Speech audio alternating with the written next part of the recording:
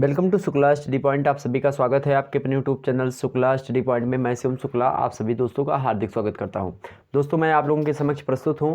सभी लोगों का बहुत बहुत स्वागत है। जितने भी लोग देख रहे हैं वीडियो को एक बार सभी लोग शेयर कर दीजिएगा और ध्यान रखेंगे आपकी क्लास अभी 9 बजे से जो क्लास स्टार्ट होगी वह मेरे प्यारे दोस्तों होम साइंस की क्लास 9 बजे से आपकी स्टार्ट होगी। ध्यान रखेंगे home science BA second year की क्लास 9 बजे से स्टार्ट होगी। उसके बाद में मेरे प्यारे दोस्तों यह वीडियो आपकी ज्योग्राफी की या चलती रहेगी, लेकिन वह वीडियो आपकी भी 9 बजे से जो है एक प्रकार से आपके सामने प्रस्तुत होगी।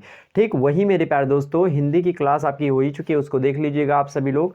ठीक सोशियोलॉजी इत्यादि की क्लास हो चुकी है आपकी और जल्द ही मैं सोच रहा हूँ कि आपके सामने और एक ही प्रॉपर क्लास मतलब एक ही विषय की प्रॉपर क्लास चलाई जाए। बहुत सारे लोग बोल रहे थे तो उसकी प्रॉपर क्लास एक दिन मैं डिसाइड करूँगा और जल्द ही आपके सामने बताने का प्रयास करूँगा। आपके कमेंट सेक्शन के ऊपर है, चैट सेक्शन में आप लिखने का प्रयास करें।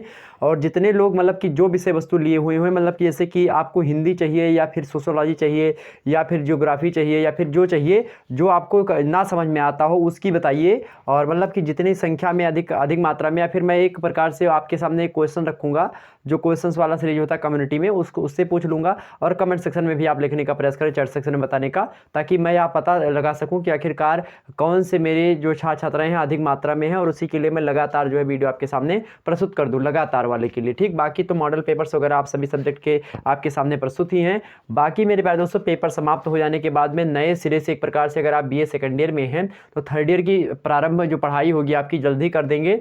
और आप अगर कहेंगे तो कोर्स आपका लॉन्च कर देंगे, जो भी आप कोर्स कहेंगे वो कोर्स आपका लॉन्च हो जाएगा बड़े आसानी। सारे मॉडल पेपर्स उसमें पीडीएफ नोट्स उसके बाद में प्रैक्टिस सेट ये सभी उसमें लगवा देंगे। जैसा विचार रहा मैं जल्द ही पेपर समाप्त होने के बाद में इस पर निर्णय लूंगा और आपके सामने प्रस्तुत करूंगा सारे मुद्दे। ठीक ध्यान रखेंगे फीस वगैरह आपकी ज़्यादा नहीं रहेगी, बस फीस वगैरह हो सकता है ना भी रखूँ फ्री में रखूँ या हो सकता है कुछ रख लो जैसे कि 150 रुपये, ज़्यादा नहीं बस ओके, ताकि इससे 50-50 रुपये सबका हो जाएगा तो कुछ एक प्रकार से इनकम हो जाएगी। ताकि और भी तमाम सारे मटेरियल तैयार करने में तमाम सारे जो है पैसे लगते तो उसमें थोड़ा ये ना हो कि एक प्रकार से मेरे घर से कुछ जाए। ये मैं सोचता हूँ कि आखिरकार जो आपसे मिले वो आप में ही लग जाए, यही मेरी प्लानिंग रहती है और यही एक प्रकार से सोच भी है। तो आप लोग ऐसे में देखेंगे, उसको मैं बाद में देखूंगा, जो भी आपका निर्णय होगा वो आपके ऊपर छोड़ा जाएगा। ऐप वगैरह नहीं बनवाएंगे, आप ही के यूट्यूब ही पर ही पढ़ाएंगे, लेकिन वो मतलब अनलिस्टेड वीडियो होगी, मतलब कि उसमें आपको लिंक शेयर करने पर आप देख सकेंगे। तो मतलब पूरा का पूरा सिलेबस आपको फ्री में बिल्कुल आसानी से या फिर फ्री में 50-100 रुपये क्या है यार, आज के युग में अगर 50 रुपये या 100 रुपये में आपको कोर्स मिल रहा है एक पेपर का तो क्या है, बहुत मतलब एक प्रकार से बहुत कम है, कोई दिक्कत की बात नहीं है। चलिए यही आप पढ़ते जो है कॉलेज वगैरह में आप कितने देते हैं पैसे, बहुत ज़्यादा अधिक मात्रा में, तो 100 रुपये में आप अगर पूरा पेपर पढ़ लेते हैं आसानी से क्रैश कोर्स के तौर पर तो कोई दिक्कत की बात होनी नहीं चाहिए। बहुत विस्तार से समझाने का प्रयास करूंगा उसमें। चलिए शुरू करते हैं आज का वीडियो लेक्चर। बात करेंगे हम भूगोल यानी ज्योग्राफी के बारे में। वैसे इस वीडियो के अंतर्गत आप पूरे के पूरे समग्र अध्ययन के बारे में चर्चा करेंगे, मतलब पूरे पेपर के बारे में एक ही वीडियो के अंतर्गत आपको देखने को मिलेगा। मतलब एक पेपर के अंतर्गत मेरे प्यारे दोस्तों एक ही वीडियो के अंतर्गत पूरे के पूरे पेपर अर्थात जो पेपर 2 है आपका भारत का भूगोल ज्योग्राफी, जब आप लेते हैं तो भारत का भूगोल जो है हो सकता है किसी विश्वविद्यालय में आपका भारत का भूगोल फर्स्ट में हो, मतलब कि चैप्टर पेपर 1 में हो सकता है किसी में पेपर 2 में हो। तो मैं 2 में चलता हूं कि 2 पेपर मतलब मैंने चूंकि पेपर 1 को आर्थिक भूगोल बता दिया है तो आर्थिक भूगोल पेपर 1 से आपका और पेपर 2 में आपका जो है भारत का भूगोल आप देख लीजिएगा आपके सिलेबस के अकॉर्डिंग। ओके तो ध्यान रखेंगे भारत के भूगोल के बारे में चर्चा करेंगे। न्यू मॉडल पेपर 2021 मात्र एक वीडियो में सब कुछ आपका इसमें समाहित किया गया। Most important objective and subjective मतलब कि लिखित और बहुविकल्पीय सभी टाइप के प्रश्न हो गया, तिलक उत्तरीय दीर्घ उत्तरीय सभी के बारे में आपको बताने का प्रयास करूंगा और एक प्रकार से बहुत ही महत्वपूर्ण लेक्चर होगा। तो फटाफट से सभी लोग वीडियो को लाइक करके और वीडियो को शेयर कर दीजिएगा, सभी लोगों के पास वीडियो को शेयर कर दीजिए और जो आपके वीडियो में ऐड आते हैं उसको पूरा देखने का प्रयास करें ताकि उससे थोड़ा बहुत इनकम हो जाती है जो आप लोगों के लिए ही मैं यूज़ करता हूँ। ठीक चलिए आगे बढ़ते हैं तमाम सारी चीज़ों को समझते हुए। वैसे मैं बता दूं मेरे प्यारे दोस्तों यहाँ पर आपके सामने इसी प्रकार से प्रश्न आएंगे और इनमें बहुत सारे प्रश्नों को समझाने का प्रयास करूंगा और एक एक मुद्दे को आपके सामने खोल करके रख दूंगा। बस एक वीडियो के अंतर्गत आप सब कुछ जानने वाले हैं और कोई और कहीं पर कुछ देखने की आवश्यकता आपको नहीं पड़ेगी। बस एक वीडियो और एक प्रकार से आपका पूरा का पूरा पेपर समाप्त। सबसे पहले आप भारत के बारे में कुछ जान लीजिए। भारत क्या है? भारत एक प्रकार का आपका देश है, आज सभी लोग आप जानते हैं। भारत मेरे प्यारे दोस्तों बात की जाए तो विश्व के भूगोल की बात की जाए, जब विश्व आप पढ़ते हैं तो आपसे एग्जाम्स में ऑब्जेक्टिव बोलूँ उनके लिए मैं बता रहा हूँ। अगर विश्व के भूगोल के बारे में देखा जाए तो विश्व भूगोल में मेरे पास जब आप पढ़ते हैं भारत के बारे में पढ़ते हैं तो इसका अक्षांशीय फिर देशांतरीय विस्तार आपको देखना होता है। अब यहाँ पर होता क्या है मेरे भाई, भारत जो है मतलब पृथ्वी जो है इसका आकार ऐसा है। तो आपसे एग्जाम से कभी पूछे कि पृथ्वी का आकार कैसा है, तो पृथ्वी का आकार कैसा है, जियाड आकार है, या फिर हिंदी में जियाभ जिसको कहा जाता है। जियाभ मतलब जो आकार यहाँ पर बना हुआ ऐसी पृथ्वी है, इसी को जियाभ आकार कहा जाता है। मतलब कि थोड़ा चपटी होती है ध्रुवों पर, ये सारी चीज़ें आप देख सकते हैं, झुकी हुई है 23.5 डिग्री अपने अक्ष पर। ठीक, तो यहाँ पर आप देख सकते हैं तो भारत जो है इसी पृथ्वी पर स्थित है, और भारत जो है आपका लगभग ये यहाँ पर स्थित है, ये देखिए यहाँ पर स्थित है।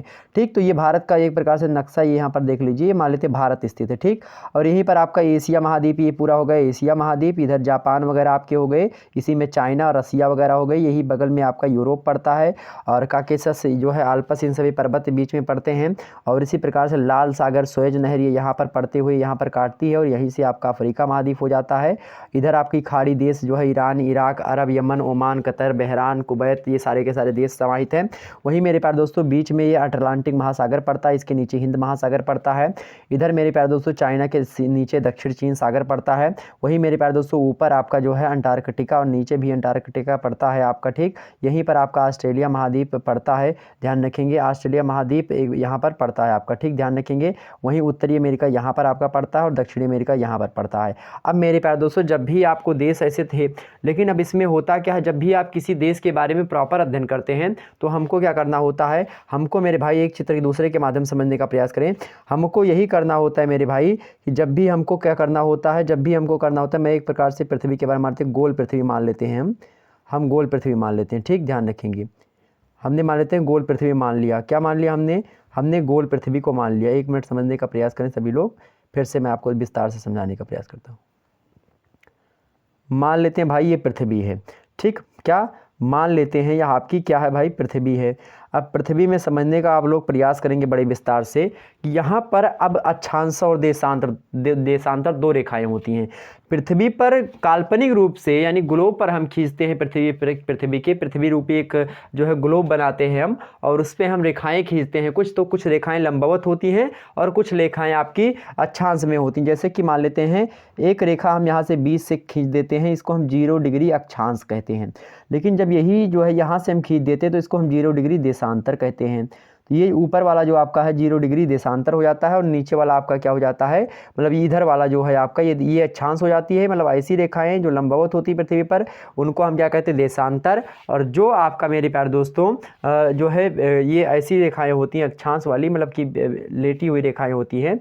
या फिर जो रेखाएं मेरे प्यारे दोस्तों पश्चिम से पूरब दिशा में खींची गई होती हैं या पूरब से पश्चिम दिशा में होती हैं, उसको हम क्या कहते हैं, उसको हम अक्षांश रेखाएं। और जो मेरे प्यारे दोस्तों उत्तर से दक्षिण दिशा में होती हैं उनको हम क्या कहते हैं, जो है देशांतर रेखाएं। तो जब भी आप नक्शा वगैरह देखते हैं तो ऊपर की ओर उत्तर होता है, नीचे की ओर दक्षिण होता है, और दाहिने हाथ पर आपका पूरब होता है और बाएं हाथ पर आपका क्या होता है, पश्चिम होता है। यह बात आप ध्यान रखेंगे कभी भी नक्शा देखते समय। जब भी आपसे एग्जाम से में प्रश्न पूछे, अगर लिखित वाले हैं तो अगर आपसे कुछ पूछ रहा है तो आप नक्शे के माध्यम से उसको समझाने का अवश्य प्रयास करेंगे, ताकि नक्शा बनाने से आपको अधिक मात्रा में नंबर मिलेगा। यह बात आपके लिए तय है। और कम शब्द, अगर आप कम शब्द लिखते हैं, मतलब 200 शब्द पूछा गया है, अगर आप नक्शा बना दे तो आप 150 शब्द ही लिखते हैं तो कोई दिक्कत की बात नहीं होगी, आसानी से आपको नंबर मिलेगा। ठीक है, बात ध्यान रखेंगे। तो यहाँ पर आपको समझने वाली बात यह होगी मेरे भाई, समझने वाली बात यहाँ पर आपको मैं यह बता रहा हूँ कि 0 डिग्री यहाँ पर अक्षांश हो गया, इसके ऊपर आपका जो है यहीं पर 30.5 डिग्री पड़ता है आपका कर्क रेखा, और नीचे पड़ता है मकर रेखा। जब ध्यान रखेंगे, जब सूर्य भगवान जो होते हैं आपके मकर रेखा पर चमकते हैं, यानी यहाँ पर चमकते हैं, तो हमारे यहाँ पर एक त्यौहार मनाया जाता है मकर संक्रांति, खिचड़ी जिसको आप कहते हैं। तो मकर संक्रांति या खिचड़ी त्यौहार आपका यही समय मनाया जाता है। और जब यहाँ पर सूर्य भगवान लंबवत होते हैं, मतलब यहाँ पर चमकते सीधे होते हैं कर्क रेखा पर, तो हम क्या कहते हैं, इसको कर्क संक्रांति कहते हैं। ठीक, होता यहाँ पर सूर्य भगवान लंबवत, यहाँ पर देखते हैं ठंडी यहाँ पर, जब यहाँ पर सूर्य भगवान लंबवत होंगे यानी सूर्य यहाँ पर लंबवत होंगे तो क्या होगा मेरे प्यारे दोस्तों, ये जो ऊपर वाला चीज़ है आपका, ये ऊपर वाला चीज़ मतलब कि जो कर्क रेखा है यानी इधर साइड में यानी उत्तरी गोलार्ध में क्या होगा, गर्मी अधिक मात्रा में पड़ेगी। क्या पड़ेगी, गर्मी ठंडी अधिक मात्रा में पड़ेगी उत्तरी गोलार्ध में जब मकर संक्रांति होगी। लेकिन जब कर्क संक्रांति होगी तो दक्षिणी गोलार्ध में गर्मी आपकी पड़ेगी। ध्यान रखेंगे यह बात। ओके, ये होता है आपका जो है 0 डिग्री मतलब इस अक्षांश के यानी 0 डिग्री उत्तरी 0 डिग्री अक्षांश से ऊपर के जो है चीज़ों को हम उत्तरी अक्षांश कहते हैं और इसके नीचे की चीज़ों को हम क्या कहते हैं, दक्षिणी अक्षांश कहते हैं। ये सारी बातें समझ में आ रही हैं। जब तक यह बातें आपके क्लियर नहीं होंगी तब अभी जब मैं पढ़ाऊंगा चैप्टर क्वेश्चंस में बताऊंगा एक एक मुद्दे को, तब आपका क्लियर नहीं होगा कि क्या क्या चीज़ें कहाँ पर होती हैं और क्या होता है कटिबंध, क्या क्या चीज़ें होती है। क्योंकि इसीलिए मैं यहाँ पर आपको विस्तार से पहले बताने का प्रयास कर रहा हूँ। तो वीडियो को अंत तक देखने का प्रयास, जितने भी लोग देख रहे हैं वीडियो को अंत तक देखने का प्रयास करेंगे। अभी 9 बजे से आपकी क्लास दूसरी चलेगी, क्या नाम है उसका, जो है होम साइंस की। तो होम साइंस वाले वहाँ पर आप जा करके देख सकते हैं। ठीक, ध्यान रखेंगे। चलिए, तो यहाँ पर आपने समझा। अब यहीं पर मेरे प्यारे दोस्तों ये जो अक्षांश रेखाएं होती हैं ये 23.5 डिग्री पर खींची गई कर्क रेखा होती है। अब मेरे प्यारे दोस्तों ये 23.5 डिग्री नीचे है। ठीक, अब होता क्या है, इन्हीं अक्षांश और देशांतर रेखाओं पर हम किसी देश की जो है अक्षांशीय विस्तार कितना है, उसका देशांतरीय विस्तार कितना है, उसकी हम स्थिति का पता लगाते हैं। तो ऐसे में भारत देश के बारे में पूछा जाएगा आपसे एग्जाम्स में ऑब्जेक्टिव वालों कि भारत उत्तरी गोलार्ध में, भारत कहाँ पर स्थित है। तो आपसे पूछेगा भारत कहाँ पर स्थित है, तो भारत उत्तरी गोलार्ध में स्थित है। आपसे पूछेगा उत्तरी गोलार्ध में जो है कहाँ कहाँ पर स्थित, कितने अक्षांशों के मध्य में है। तो भारत जो है उत्तरी गोलार्ध में 8 डिग्री 4 मिनट, क्या 8 डिग्री 4 मिनट, मतलब 8 डिग्री 4 मिनट उत्तरी, यहाँ से मेरे प्यारे दोस्तों यहीं पर भारत अवस्थित है, यहीं पर। ठीक, अगर ज़्यादा डीप में पूछेगा तो क्या है, उत्तरी पूर्वी गोलार्ध में। चूंकि यह 0 डिग्री जो देशांतर होता है इसके मेरे प्यारे दोस्तों 0 डिग्री देशांतर के इधर वाले को हम पूर्वी कहते हैं, दाएं साइड वाले को, बाएं साइड वाले को हम पश्चिमी कहते हैं। तो भारत चूंकि यहाँ पर स्थित है और यहीं से मेरे प्यारे दोस्तों 8.5 डिग्री यहाँ से नीचे से देखेंगे और उसके बाद में ऊपर जाएंगे तो 37.5 डिग्री 6 मिनट तक ऊपर। तो ध्यान रखेंगे, इसको नोट डाउन कर लिए। 8 डिग्री 4 मिनट उत्तरी अक्षांश से लेकर के उत्तरी गोलार्ध में और 37 डिग्री 6 मिनट उत्तरी अक्षांश के बीच में भारत की अवस्थिति है। वहीं देशांतर की बात करें तो देशांतर में मेरे प्यारे दोस्तों भारत में जो है 68 डिग्री 7 मिनट से लेकर के 97 डिग्री 25 मिनट पूर्वी देशांतर, मतलब कि इधर इस रेखा के इधर है। ठीक, 0 के इधर। तो 0 से लगभग मेरे प्यारे दोस्तों जब आप 68 डिग्री 7 मिनट इधर चले आएंगे पूरब में, तब आपको भारत देश पड़ेगा। और जब वहाँ से 68 डिग्री 7 मिनट से लेकर के आप 97 डिग्री 25 मिनट तक जाएंगे तो आपको मेरे प्यारे दोस्तों क्या भारत तक नक्शा मिलेगा, मतलब अरुणाचल प्रदेश का उधर लास्ट, यानी कि जो आप देखते हैं कि किबिथू वगैरह आप देखते हैं, किबिथू या सरक्रीक आप देखते होंगे। ठीक, ये सारी चीज़ें। और आप देखे होंगे मेरे प्यारे दोस्तों इंदिरा कॉल, इंदिरा पॉइंट, ये सब क्या है, ये सब मेरे पास दक्षिणतम बिंदु है। कोई उत्तरतम, जैसे इंदिरा कॉल जो हो गया आपका उत्तरतम बिंदु है। आपका जो सबसे नीचे वाला बिंदु होता है, सबसे नीचे वाला बिंदु कौन सा है मेरे प्यारे दोस्तों, सबसे नीचे यानी भारत का सबसे दक्षिणी बिंदु आपसे पूछा जाए तो इंदिरा पॉइंट है। भारत का जो सबसे ऊपरी बिंदु पूछा जाए तो क्या इंदिरा कॉल है, क्या, जो कि जम्मू कश्मीर में स्थित है। दक्षिणी पॉइंट इंदिरा पॉइंट कहाँ पर है मेरे प्यारे दोस्तों, इंदिरा पॉइंट जो है आपका वह जो है निकोबार द्वीप समूह में स्थित है। अंडमान निकोबार द्वीप समूह जानते हैं, उनमें से जो निकोबार है वहाँ उस द्वीप समूह में स्थित है कौन, इंदिरा पॉइंट, भारत का सबसे दक्षिणतम बिंदु। और जिसको हम किस नाम से जानते हैं, पिग्मेलियन पॉइंट के नाम से जानते हैं। यहाँ भी आपको ध्यान रखना होगा। ठीक, पिग्मेलियन पॉइंट के नाम से जानते हैं। इतनी बात क्लियर हुई। और आपसे पूछा जाएगा कि भारत का सबसे पश्चिमी बिंदु कौन सा है, तो भारत का सबसे पश्चिमी बिंदु कौन सा है आपका, गुजरात राज्य में स्थित है सरक्रीक। क्या है, गुजरात राज्य में स्थित है सरक्रीक। ध्यान रखेंगे सबसे पश्चिम दिशा में है। और सबसे पूर्वी बिंदु की बात की जाए भारत की तो वालांगू कहा जाता है, अरुणाचल प्रदेश में है वालांगू या फिर किबिथू, वालांगू या फिर किबिथू, जो भी मिले आप उसको समझ जाइएगा। ओके, ध्यान रखेंगे। बात करेंगे अगर जो है और तमाम सारे जो है आपकी बात करें जैसे कि भारत के जो है आपके जो है पड़ोसी राज्यों के बारे में, तो भारत के पड़ोसी राज्यों में लगभग जो है मेरे प्यारे दोस्तों आपका बांग्लादेश हो गया, चीन हो गया, पाकिस्तान हो गया, नेपाल हो गया, म्यांमार हो गया, भूटान हो गया, अफगानिस्तान हो गया। जो बांग्लादेश होता है पश्चिम बंगाल के साथ सीमा साझा करता है सबसे अधिक मात्रा में। चीन जो है सबसे अधिक मात्रा में जम्मू कश्मीर से सीमा साझा करता है। पाकिस्तान सबसे अधिक मात्रा में राजस्थान से सीमा साझा करता है। नेपाल बिहार से सीमा साझा करता है। और इसी प्रकार से जो है म्यांमार जो है आपका मिजोरम से सीमा साझा करता है अधिक मात्रा में। भूटान जो है असम से सीमा साझा करता है और अफगानिस्तान से जम्मू कश्मीर जो है सीमा साझा करता है। तो इस प्रकार से आप देखे होंगे लगभग मेरे प्यारे दोस्तों 7 देश ऐसे हैं जो कि भारत देश से सीमा साझा करते हैं। बांग्लादेश जो है मेरे प्यारे दोस्तों सबसे अधिक मात्रा में सीमा साझा करता है। इस बात को जानने का प्रयास करें आप सभी लोग। बांग्लादेश जो है है सबसे अधिक मात्रा में सीमा साझा करता है। लगभग बात की जाए तो 4096 किलोमीटर लंबाई की सीमा हमारे देश की बांग्लादेश से मिलती है, और जिसमें बांग्लादेश से आपकी असम राज्य से भी सीमा साझा मिलता है। बांग्लादेश से बात करें तो किससे किससे, असम से मेरे प्यारे दोस्तों, मेघालय से, मिजोरम से, त्रिपुरा से, सबसे अधिक मात्रा में पश्चिम बंगाल से मिलती है। वहीं चीन की बात की जाए तो चीन मेरे प्यारे दोस्तों 3488 मतलब लगभग 3488 किलोमीटर का सीमा साझा चीन के साथ हमारा होता है भारत देश का, और जिसमें आपका जम्मू कश्मीर जो है मेरे प्यारे दोस्तों, जम्मू कश्मीर जो है अधिक मात्रा में सीमा साझा करता है, जबकि हिमाचल प्रदेश, उत्तराखंड, सिक्किम और अरुणाचल प्रदेश से भी चीन सीमा साझा करता है। वहीं बात की जाए पाकिस्तान की तो पाकिस्तान से हम सीमा साझा करते हैं लगभग 3323 किलोमीटर की, मतलब 3323 किलोमीटर जो है पाकिस्तान से हम लोग सीमा साझा करते हैं, जो कि गुजरात, राजस्थान, पंजाब एवं जम्मू कश्मीर, सबसे अधिक मात्रा में राजस्थान से सीमा साझा करता है पाकिस्तान। नेपाल में 1751 किलोमीटर सीमा साझा करता है भारत नेपाल से। वहीं उत्तर प्रदेश, बिहार, पंजाब, बंगाल, सिक्किम व उत्तराखंड से हम लोग सीमा साझा करते हैं नेपाल से के माध्यम से। वहीं म्यांमार की बात की जाए, म्यांमार यानी बर्मा जिसको कहा जाता था पहले, 1643 किलोमीटर जो है सीमा साझा करते हैं हम लोग। उसमें म्यांमार में आपका अरुणाचल प्रदेश हो गया, नागालैंड, मिजोरम और मणिपुर, 4 राज्यों से जो है सीमा साझा करता है कौन, म्यांमार। भूटान की बात की जाए तो सिक्किम, असम, पश्चिम बंगाल और अरुणाचल प्रदेश, 4 राज्यों से अभी सीमा साझा करता है भूटान।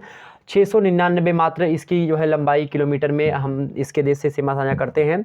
वहीं अफगानिस्तान से 106 किलोमीटर या फिर 82 या फिर 88 किलोमीटर, अलग अलग बुक में आपको अलग अलग देखने को मिलेगा। तो यहाँ पर जो है अफगानिस्तान से हम सीमा साझा करते हैं। यानी जम्मू कश्मीर से मात्र एक राज्य है जो कि पाक अधिकृत कश्मीर, मतलब POK वाला क्षेत्र जो है, पाक ऑक्युपाइड जो है कश्मीर है, यानी पाक के द्वारा अधिकृत कर लिया गया है पाकिस्तान के द्वारा, उससे सीमा साझा करता है। ठीक, तो ध्यान रखेंगे यह बात। कुल मिलाकर के भारत से बात की जाए तो भारत के कुल 17 राज्य ऐसे हैं। आपसे एग्जाम से प्रश्न पूछेगा ऑब्जेक्टिव वालों कभी कभी कि भारत के कुल कितने ऐसे राज्य हैं जो कि पड़ोसी राज्यों से, यानी पड़ोसी देशों से सीमा साझा करते हैं। तो भारत के कुल मिलाकर के 17 राज्य ऐसे हैं जो कि पड़ोसी राज्यों से सीमा साझा करते हैं। ध्यान रखेंगे इस बात को। कुल मिलाकर के 15,106 किलोमीटर सीमा साझा किया जाता है भारतीय, मतलब एक प्रकार से, मतलब भारत की सीमा साझा विदेशों से लगती है, मतलब दूसरे देश से लगती है। कितने किलोमीटर? 15,106 किलोमीटर। ध्यान रखेंगे इस बात को। सारे मुद्दे आपके क्लियर हुए? सारे मुद्दे क्लियर हुए मेरे प्यारे दोस्तों। जनसंख्या की दृष्टि से भारत जो है द्वितीय स्थान पर है दुनिया में। दूसरे नंबर पर हम लोग हैं। पहले नंबर पर आपका जनसंख्या में कौन है? चाइना है। दूसरे नंबर पर भारत है। तीसरे नंबर पर कौन है? संयुक्त राज्य अमेरिका है। चौथे नंबर पर इंडोनेशिया है। पाँचवें नंबर पर आपका क्या है? ब्राज़ील है। उसके बाद में आपका छठवें नंबर पर पाकिस्तान है। सातवें नंबर पर बांग्लादेश। आठवें नंबर पर आपका रूस है। और रूस मेरे प्यारे दोस्तों क्षेत्रफल की दृष्टि से दुनिया का सबसे बड़ा जो है एक प्रकार से देश है। दुनिया का सबसे बड़ा देश क्षेत्रफल की दृष्टि से कौन सा है? तो मेरे प्यारे दोस्तों रूस है। ध्यान रखेंगे। भारत का क्षेत्रफल कितना है? आपसे एग्जाम से प्रश्न पूछेगा तो 32,87,263 वर्ग किलोमीटर। क्या? 32,87,263 वर्ग किलोमीटर। सारी बातें आपके समझ में आ रही होंगी? सारी बातें आपके समझ में आ रही है मेरे प्यारे दोस्तों? समझ में आ रही तो फटाफट से एक बार वीडियो को लाइक करके हमको बता सकते हैं। ये सारे मुद्दे जब आपके क्लियर हो जाएंगे, मैं अभी क्वेश्चंस लगवाऊंगा, आपको सारे के सारे चीज़ें क्लियर होती आगे बढ़ेंगी। जब तक ये बातें आप नहीं जानेंगे जो मैं ओरली आपको बता रहा हूँ, तब तक सारे मुद्दे आपके क्लियर नहीं होंगे। ध्यान रखेंगे इस बात को। तो भारत का क्षेत्रफल 32,87,263 वर्ग किलोमीटर है। बात की जाए मेरे प्यारे दोस्तों, बात की जाए अगर जैसे आपसे पूछा जाता है, कभी कभी आपसे पूछा जाए मेरे प्यारे दोस्तों कि जो है सबसे दुनिया का सबसे बड़ा क्षेत्रफल की दृष्टि से सबसे बड़ा देश कौन सा है? तो कौन सा है? रूस है। दूसरे नंबर पर कौन सा है आपका मेरे प्यारे दोस्तों? दूसरे नंबर पर आपका कौन सा? कनाडा। तीसरे नंबर पर कौन है? चाइना है। संयुक्त राज्य अमेरिका नहीं, चाइना है। चौथे पर कौन है? संयुक्त राज्य अमेरिका है। पाँचवें पर ब्राज़ील है। छठवें पर ऑस्ट्रेलिया और सातवें पर अपना भारत देश है। दुनिया का 7वां सबसे बड़ा देश क्षेत्रफल की दृष्टि से, मतलब जमीन जायदाद में, कौन है? भारत है। भारत है। भारत जो है दुनिया का जो लगभग जो है 2.42% क्षेत्रफल छकाए हुए है। यह बात ध्यान रखेंगे। और जनसंख्या की बात करें तो दुनिया में मेरे प्यारे दोस्तों संपूर्ण विश्व की जनसंख्या का 17.5% जनसंख्या भारत की निवास करती है। मतलब कि 100 लोग अगर दुनिया में निवास करते हैं तो उनमें से मेरे प्यारे दोस्तों 17.5 लोग ऐसे हैं, यानी कि 17.5 मतलब कि 17 से 18 लोग ऐसे हैं जो कि भारत के होते हैं। दुनिया में अगर 100 पुरुष मतलब कि 100 लोग हैं तो 100 लोगों में से 17 लोग या 18 लोग कहाँ के हैं? भारत के हैं प्रॉपरली। ठीक, तो ध्यान रखेंगे इसी प्रकार से। तो ध्यान, ये सारी बातें आपकी क्लियर हो गई। ये सब बातें जो मैं बता रहा हूँ 2011 की जनगणना के आधार पर ये सारी बातें, ध्यान रखेंगे इस बात को। भारत में आपका काराकोरम दर्रा पड़ता है, जोजिला दर्रा, पीर पंजाल दर्रा, बनिहाल दर्रा, बुर्जिल, सिपकीला, रोहतांग दर्रा क्या होता है? पास। ठीक, ध्यान रखेंगे। इन सभी को मैं समझाने का प्रयास करूँगा। वैसे यहाँ से आपके प्रश्न नहीं पूछे जाएंगे, ध्यान रखेंगे। भारत और चीन के बीच में जो सीमा साझा करती है उस रेखा को हम क्या कहते हैं? मैकमोहन रेखा कहते हैं। क्या? मैकमोहन रेखा कहते हैं। यह रेखा जो है मेरे प्यारे दोस्तों शिमला जो है में जो है खींची गई है और यह सीमा निर्धारित करती है। 1914 ईस्वी में यह रेखा खींची गई थी, ध्यान रखेंगे इस बात को। वही मेरे प्यारे दोस्तों भारत और अफगानिस्तान के बीच में डूरंड रेखा है जो कि 1896 ईस्वी में सर डूरंड के द्वारा निर्धारित की गई थी, ध्यान रखेंगे। अब यह रेखा अफगानिस्तान और पाकिस्तान यानी पाक ऑक्युपाइड कश्मीर के बीच में स्थित है, ध्यान रखेंगे इस बात को। मतलब पाको ऑक्युपाइड या फिर पाक, जैसे पहले पाकिस्तान जो था वो भारत का हिस्सा हुआ करता था, तो ऐसे में मेरे प्यारे दोस्तों जब भारत पाकिस्तान एक में ही था, मतलब कि भारत पाकिस्तान तो बाद में बना, तो पाकिस्तान जो है जब नहीं था तो उससे पहले मेरे पास तो भारत ही पूरा था। तो भारत और पाकिस्तान के में जो है 1896 ईस्वी की बात है, उसी समय खींच दी गई थी रेखा। तो 1947 में भारत से पाकिस्तान अलग हुआ है ना। रेड क्लिफ रेखा पूछी जाए आपसे किसके बीच में है, तो भारत और पाकिस्तान के बीच में है, ध्यान रखेंगे। 15 अगस्त 1947 ईस्वी को सर सीजे रेडक्लिफ नाम के एक व्यक्ति थे, उनके द्वारा रेखा निर्धारित की गई थी जो कि पाकिस्तान और भारत के बीच में रेड क्लिफ रेखा, ओके ध्यान रखेंगे। भारत और श्रीलंका मतलब कि एक प्रकार से बात की जाए भारत और श्रीलंका के बीच में कौन सी खाड़ी पड़ती है, जल संधि पड़ती है, तो मन्नार की खाड़ी के द्वारा भारत और श्रीलंका अलग होते हैं। वहीं पाक जल संधि के द्वारा हम लोग अलग होते हैं। तो पाक जल संधि मतलब कि पाकिस्तान के बीच में नहीं, वह श्रीलंका के बीच में है। सारी बातें इतनी समझ में आ गई होंगी। इतनी बात अगर समझ में आई तो फटाफट से एक बार वीडियो को लाइक कर दीजिएगा। आपसे पूछेगा मेरे प्यारे दोस्तों कि भारत की जल एवं स्थल सीमा में लगे देश कौन कौन से हैं, तो जल और स्थल यानी बांग्लादेश जो है वह जलीय सीमा साझा करता है भारत के साथ और स्थलीय सीमा भी साझा करता है। म्यांमार भी जलीय और स्थलीय करता है, पाकिस्तान जलीय और स्थलीय सीमा साझा करता है। ये सारे मुद्दे आपके सारे बातें हमने आपको बता दी जो कि आपकी बहुत ही महत्वपूर्ण थी, यह बातें आपको जाननी। अब हम एक एक प्रश्नों को शुरू करते हैं ताकि आपके सारे डाउट्स क्लियर हो सकें, ओके। क्या यह बातें या जानकारी जो हमने आपको शुरुआत में बताई यह अच्छी रही? अगर अच्छी रही तो फटाफट से लाइक करके हमको बता सकते हैं। चलिए आपके सामने प्रस्तुत करता हूं मेरे प्यारे दोस्तों। सबसे पहले भारत को कितने भौतिक प्रदेशों या भौतिक विभागों में विभाजित किया जाता है? भौतिक विभाग क्या होते हैं मेरे भाई? भौतिक विभाग मतलब कि एक प्रकार से उच्चावचन की दृष्टि से देखा जाए तो जिस स्थान पर पर्वत हो, किसी स्थान पर आपके मैदान होंगे, किसी स्थान पर आपके मेरे प्यारे दोस्तों द्वीप वगैरह होंगे, किसी स्थान पर मेरे प्यारे दोस्तों आपके पठार होंगे, किसी स्थान पर वन वगैरह ज़्यादा होंगे, तो उसी के हिसाब से हम उच्चावचन के हिसाब से वहाँ की अनुकूल परिस्थितियों के हिसाब से हम अलग अलग क्षेत्रों में लोग बांटते हैं। तो ध्यान रखेंगे जो भौतिक विभाग है भारत में मुख्य रूप से 6 भूभौतिक यानी भौतिक खंडों में हम लोग बांट सकते हैं। तो एग्जाम में ऑब्जेक्टिव वालों आपसे पूछेगा कि भारत को कितने भौतिक विभागों में मुख्य रूप से बांटा जा सकता है, तो 6 भौतिक विभागों में मुख्य रूप से आप बांट सकते हैं। पहला उत्तर का पर्वतीय मैदान। उत्तर का पर्वतीय मैदान क्या? उत्तर का पर्वतीय मैदान मेरे प्यारे दोस्तों आपका यहाँ पर मैं भारत का नक्शा अगर यहाँ पर ड्रॉ करना चाहूँ, यहाँ पर आप सभी लोग देखने का प्रयास करेंगे। यहाँ पर भारत का नक्शा हमने बना दिया। नक्शा वैसे इतना क्लियर नहीं बना लेकिन फिर भी हाँ इसको समझने का आप लोग प्रयास करेंगे, ठीक। यहाँ पर मैं आपको बता दूँ मेरे भाई, यहाँ पर आप देखने का प्रयास करेंगे कुछ। यहाँ पर अगर बात की जाए तो आपका जो उत्तर का पर्वतीय क्षेत्र ये जो बता रहा पहला उत्तर का जो पर्वतीय क्षेत्र है ये यहाँ से लेकर के मेरे प्यारे दोस्तों ऐसे से चला गया है और ये वाला क्षेत्र ऐसे, मतलब इतना जो क्षेत्र आपका यहाँ पर देख रहे हैं ना, ये वाला क्षेत्र मैं एक प्रकार से इसको थोड़ा मोटा कर लूँ, ये वाला जो क्षेत्र आपका है समझने का प्रयास करें। पूर्वोत्तर भारत का कुछ एरिया, इधर का पूर्वोत्तर भारत का अधिकतर एरिया अरुणाचल वगैरह असम वगैरह आपके, और इसी प्रकार से सिक्किम होते हुए उत्तराखंड से जाते हुए उत्तर प्रदेश के बीच से जाते हुए और जम्मू कश्मीर और इधर से जो है चले जाएंगे। ये पूरा ये एरिया जो भारत की है भाई, ये एरिया समझने का प्रयास करें। ये एरिया जो है इसी को हम क्या कहते हैं? उत्तर का पर्वतीय क्षेत्र कहते हैं। उत्तर का पर्वतीय क्षेत्र हो गया। दूसरा आपको समझने का प्रयास करेंगे, दूसरा क्या है भाई? सतलज गंगा ब्रह्मपुत्रा का मैदान। सतलज नदी और गंगा और ब्रह्मपुत्रा इन तीनों नदियों के माध्यम से एक मैदान निर्माण हुआ है जिसको हम क्या कहते हैं? गंगा सतलज और ब्रह्मपुत्र का मैदान। वह मैदान क्या? मैदान में एक प्रकार से मैदानी मिट्टियाँ पाई जाती हैं जिसमें खेती अधिक मात्रा में होती हैं। तो ये सब आपका मैदान हो गए, ठीक, ध्यान रखेंगे। ये सब आपके मैदान हो गए। यहाँ पर मैदान ऊपर थोड़ा कम है, बाकी ये वाला जो क्षेत्र एरिया है आपका, ये एरिया जो मेरे प्यारे दोस्तों पड़ता है, ये एरिया जो आपका पड़ता है भाई, ये एरिया जो आपका पड़ रहा है यही एरिया क्या है? यही एरिया आपका होता है मैदान। ये मैदानी भाग आपका है। तो दूसरा पॉइंट ये हो गया। तीसरा पॉइंट यही समझने का आप लोग प्रयास करेंगे। तीसरा पॉइंट मेरे प्यारे दोस्तों आप लोग प्रयास करेंगे समझने का। क्या प्रयास करेंगे?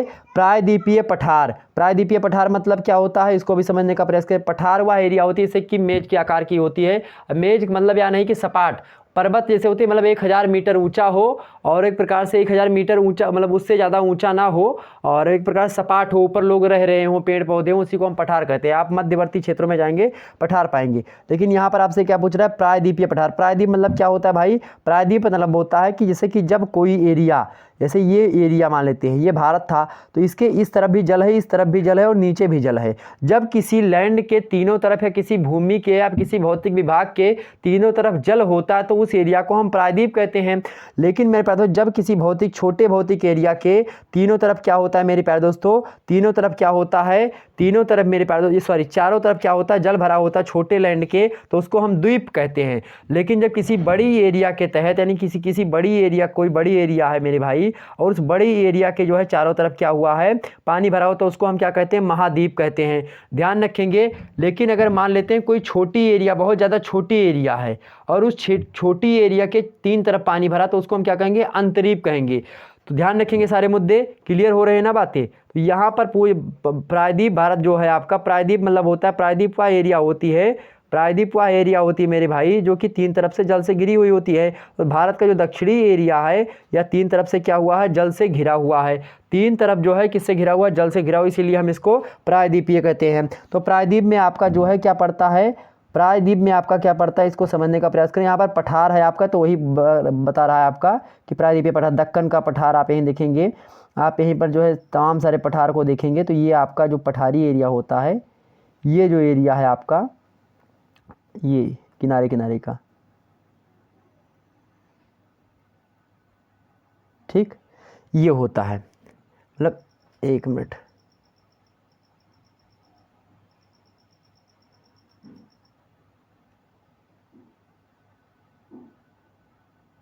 ये जो एरिया आपके सामने दिखाई पड़ रहा है, ये वाला मतलब किनारे किनारे थोड़ा छोड़ दीजिए, बीच वाला क्षेत्र, ये एरिया जो है मेरे भाई यह होता है आपका तीसरे नंबर पर जो लिखा हुआ है प्रायद्वीपीय पठार। वहीं चौथे नंबर पर जो लिखा हुआ है आपका, उसको थोड़ा समझने का प्रयास करें। चौथे नंबर पर आपको दिखाई पड़ रहा होगा मेरे भाई, चौथे नंबर पर आपको क्या दिया हुआ है? भारतीय मरुस्थल। मरुस्थल मतलब होता है, मरु मतलब होता है मरी हुई, स्थल मतलब होता है ज़मीन। तो मरी हुई ज़मीन कहाँ पर आपको मिलेगी? ये राजस्थान साइड में।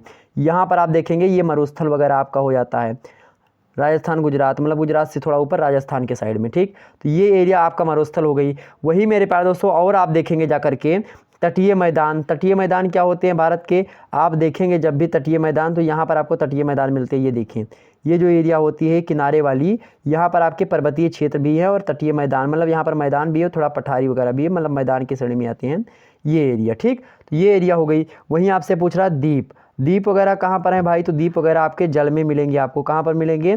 जल में आपको देखने को मिलते हैं, ठीक। समझ में आ रही बातें? कहाँ पर मिलेंगे? तो जल में आपको देखने को मिलेंगे। जैसे कि यहाँ पर आपका अंडमान निकोबार द्वीप समूह वगैरह है और यहाँ पर आपका लक्षद्वीप समूह है। तो ये सारी चीज़ें आप यहाँ पर देख करके आसानी से पता लगा सकते हैं। तो ये 6 प्रकार के भौतिक प्रखंड आपने देख लिया। पहला क्या? उत्तर भारत का क्या मेरे प्यारे दोस्तों? एक बार मैं इसको थोड़ा कम कर लूँ, हाँ, अब देखने का प्रयास करें आप सभी लोग। यहाँ पर समझे, उत्तर भारत का सबसे पहले उत्तर भारत का पर्वतीय मैदान, चूंकि यहाँ पर पर्वत वगैरह इसीलिए उत्तर भारत का पर्वतीय मैदान इसको हम कहते हैं। वही बात की जाए मेरे प्यारे दोस्तों, जो यहाँ पर आप देख रहे हैं, ये वाला जो एरिया यहाँ पर देख रहे हैं आप, ठीक, ये वाला जो एरिया आप यहाँ पर देख रहे हैं भाई, कौन सा एरिया? ये वाला एरिया, इसको हम क्या कहते हैं? इसको सतलज का मैदान कहते हैं। मतलब ब्रह्मा, गंगा और सतलुज, मतलब कि ब्रह्मपुत्रा और सतलज, गंगा, इन सभी नदियों के द्वारा मैदान निर्मित है, ठीक, उपजाऊ क्षेत्र है। उसके बाद में आप यहाँ मरुस्थल वगैरह है और इधर मेरे प्यारे दोस्तों क्या है? बीच का जो है पठारी क्षेत्र है। और ये क्या है मेरे प्यारे दोस्तों? ये आपका मैदानी क्षेत्र है या फिर पर्वतीय क्षेत्र भी इसको बोल सकते हैं, मतलब तटीय क्षेत्र। क्या? तटीय मैदान, तटीय क्षेत्र, ओके। और वहीं आपका जो ये पड़ता है द्वीपीय समूह, द्वीप वगैरह। समझ में आ गई बातें? तो ये थे आपके भौतिक प्रखंड, आपको समझ में आ गए। पहला क्या? उत्तर का पर्वतीय क्षेत्र, सतलज, गंगा, ब्रह्मपुत्रा का मैदान, दूसरा, तीसरा प्रायद्वीपीय पठार, चौथा आपका मरुस्थलीय मतलब भारतीय मरुस्थल और पांचवा आपका तटीय मैदान, छठवां आपका द्वीप समूह। समझ में आ गई बातें? आगे बढ़ते हैं। दूसरा प्रश्न देखने का प्रयास करें। बंगाल की खाड़ी अफवाह क्षेत्र पर संक्षिप्त टिप्पणी लिखिए। बंगाल की खाड़ी अफवाह क्षेत्र पर संक्षिप्त टिप्पणी लिखिए। दक्षिण भारत की अधिकांश नदियां जो होती है बंगाल की खाड़ी में गिरती हैं। इसका अफवाह जो होता है, अफवाह मतलब होता है कि नदियों के बहने की एक प्रकार से नदियाँ कहाँ, ऐसे नदी ये मान लेते गंगा नदी ये बहती है, गंगा नदी में मान लेते इधर से यमुनोत्री से यमुना करके मिली, सोन टोंस भाद्र तमाम प्रकार की नदियाँ अगर गंगा में मिलती रहती, गंगा से चलती या चली जाती है, तो यहाँ से नदी चली। अब ये जो एरिया पूरी की पूरी हो जाती है, इसी को अफवाह क्षेत्र कहते हैं। ठीक, ध्यान रखेंगे, इसी को हम अफवाह क्षेत्र भी बोल सकते हैं। ये कहाँ कहाँ से नदियों का जल आता है, फिर नदियाँ कितनी चौड़ी है, इसको भी हम अफवाह बोल सकते हैं। ठीक, ध्यान रखेंगे बातें। मतलब नदियों के जल धारण करने की क्षमता को हम उसका अफवाह बोलते हैं। ठीक, तो ध्यान रखेंगे ये बातें। तो जो बंगाल की खाड़ी है वह कहाँ पर पड़ती है? बंगाल की खाड़ी आपकी, बंगाल की खाड़ी इधर पड़ती है। अधिकतर नदियाँ जल आती हैं ये बंगाल की खाड़ी में गिराती हैं। ठीक, ध्यान रखेंगे। आगे देखते हैं। तो आपसे पूछा बंगाल की खाड़ी की अफवाह क्षेत्र पर संक्षिप्त टिप्पणी लिखिए। दक्षिण भारत की अधिकांश नदियां बंगाल की खाड़ी में गिरती हैं। इसका अफवाह बहुत विस्तृत है, मतलब बड़ा है। यहाँ की प्रमुख नदियां जैसे दामोदर हो गई, स्वर्ण रेखा नदी, ब्राह्मणी नदी, महानदी, कृष्णा, गोदावरी, भीमा, उत्तरी पेन्नार, दक्षिणी पेन्नार, कावेरी, तुंगभद्रा आदि अधिकांश नदियाँ पश्चिमी घाट पर्वत श्रेणियों से निकलती हैं और पूरब की ओर बह करके बंगाल की खाड़ी में गिर जाती हैं। यह नदियाँ अपने मुहानों पर डेल्टाओं का निर्माण करती हैं और जो नदियाँ जो मेरे प्यारे दोस्तों पूरब पश्चिम दिशा से लेकर के पूरब की ओर बहती हैं वह अधिकतर नदियाँ डेल्टा बनाती हैं। डेल्टा वह क्षेत्र होता है, मतलब नदियाँ मान लेते हैं या इधर से बहते हुए आ रही हैं, ये नदी आ रही है। नदी में जब वेग ज़्यादा होता है तो वो अपने साथ तमाम सारे कंकड़ पत्थर या फिर उपजाऊ मिट्टियों को बहा करके लाती रहती हैं। अब धीरे धीरे उनका वेग धीरे धीरे उनसे मतलब कि लड़ते हुए जो कंकड़ पत्थर हैं उनसे लड़ते लड़ते क्या हो जाता है, कम हो जाता है, या फिर बहते बहते उनका वेग कम हो जाता है। जब वेग कम हो जाता है तो नदियाँ बुढ़ी हो जाती हैं और बुढ़ी होने के बाद में क्या होता है, वो उनका जल जो होता है इधर उधर अगले अगले भागों में फैलना प्रारंभ हो जाता है। क्योंकि नदियाँ जो मलबे लाती हैं, कचड़े लाती हैं, उनको निक्षेप कहा जाता है। नदियों के द्वारा बहा कर लाई गई वस्तुओं को हम क्या कहते हैं, निक्षेप कहते हैं। यानी कचड़ा जो बहा करके नदियाँ लाती हैं या जो कुछ भी बहा करके लाए उसी को हम निक्षेप कहते हैं। और वही निक्षेप जो हो जाता है, अधिक मात्रा में हो जाता है, तो नदियाँ उनको वहन करने में, मतलब उसको ले जाने में सक्षम नहीं होती हैं। ऐसी स्थिति में क्या होता है, जो नदियाँ जो निक्षेप ली हुई होती हैं उस निक्षेप को वहीं छोड़ देती हैं। और नदियों निक्षेप छोड़ती हैं जब आगे मेरे प्यारे दोस्तों, तो इसी को क्या कहा जाता है, इसी प्रक्रिया को हम निक्षेपण कहते हैं। निक्षेपण कहते हैं इस प्रक्रिया को। जब नदियाँ यहाँ पर निक्षेप कर देती है, मतलब निक्षेप को छोड़ देती हैं, जब निक्षेप को छोड़ दिया भैया तो ये नदियों की जो जल धाराएं होंगी, मतलब जल होगा वह इधर उधर के भागों में फैलना प्रारंभ कर देगा। और जब नदियों का जल इधर उधर भागों में फैलना प्रारंभ कर देगा, एक प्रकार से इस प्रकार से एक विस्तार, मतलब कि एक प्रकार से विशाल भूखंड का निर्माण होगा। विशाल एक प्रकार से जो है एक प्रकार से विशाल भूखंड का निर्माण होगा और इसी विशाल भूखंड को हम क्या कहते हैं, डेल्टा कहते हैं। मतलब नदियों के द्वारा बहा कर लाई गई मिट्टियों से या फिर नदियों के द्वारा बहा कर लाए गए अवक्षेपों से बने जो है भूखंड को हम क्या कहते हैं, डेल्टा कहते हैं। क्या कहते हैं, डेल्टा। नदियाँ मेरे प्यारे दोस्तों दो प्रकार की चीज़ें बनाती हैं। नदियाँ क्या बनाती हैं, दो प्रकार की स्थलाकृतियाँ बनाती हैं। मुख्य रूप से अगर बात की जाए तो गिरते समय अपनी मुहानों पर, एक तो बनाती है एस्चुरी और दूसरा बनाती है कौन, डेल्टा। तो डेल्टा जो बनाती हैं उनका वेग आकर के कम हो जाता है। लेकिन कुछ नदियाँ ऐसी होती हैं जो कि पूरब से पश्चिम दिशा की ओर बहती हैं, वह सीधे सीधे क्या बनाती है, एस्चुरी बनाती हैं। क्योंकि उनका वेग अधिक होता है, थोड़े दूर से चली, थोड़े दूर पे उस चली गई। पर्वतीय नदियाँ अधिकतर क्या होती है, पर्वतों से मिट्टियों को, पर्वतों को काट काट करके बहाती रहती है। मतलब अपर्दन की प्रक्रिया वहाँ पर पूरी रूप से होती है। इस स्थिति में वो नदियाँ क्या होती हैं, आगे चल करके उनको डेल्टा ही बनाना तय है, चूँकि वहाँ से मलबा ला रही हैं। लेकिन ऐसी नदियाँ जो कि एक प्रकार से मौसमी नदियाँ हैं, बरसाती नदियाँ हैं, वह जो होती बहती जाती है और जो अपने साथ लाती है वो मतलब कि ज़्यादा मलबा होता नहीं उनके पास। तो ऐसी स्थिति में उनका वेग ज़्यादा होता है और वेग होने के कारण से मेरे प्यारे दोस्तों होता क्या, मान लेते या भारत है, यहाँ से कोई नदी बही और इधर आकर के गिरी। अब जब गिरी भैया अरब सागर में, इधर अरब सागर पड़ता है आपका, तो अरब सागर में नदी आकर के गिर रही है और जब गिरेगी तो बेगवा इसका बहुत ज़्यादा होगा। बहुत अधिक मात्रा में बेग होने के कारण से होता क्या है, होता यही है मेरे भाई कि नदियाँ बेग ज़्यादा होगा तो वो समुद्र में सीधे गिरेंगी।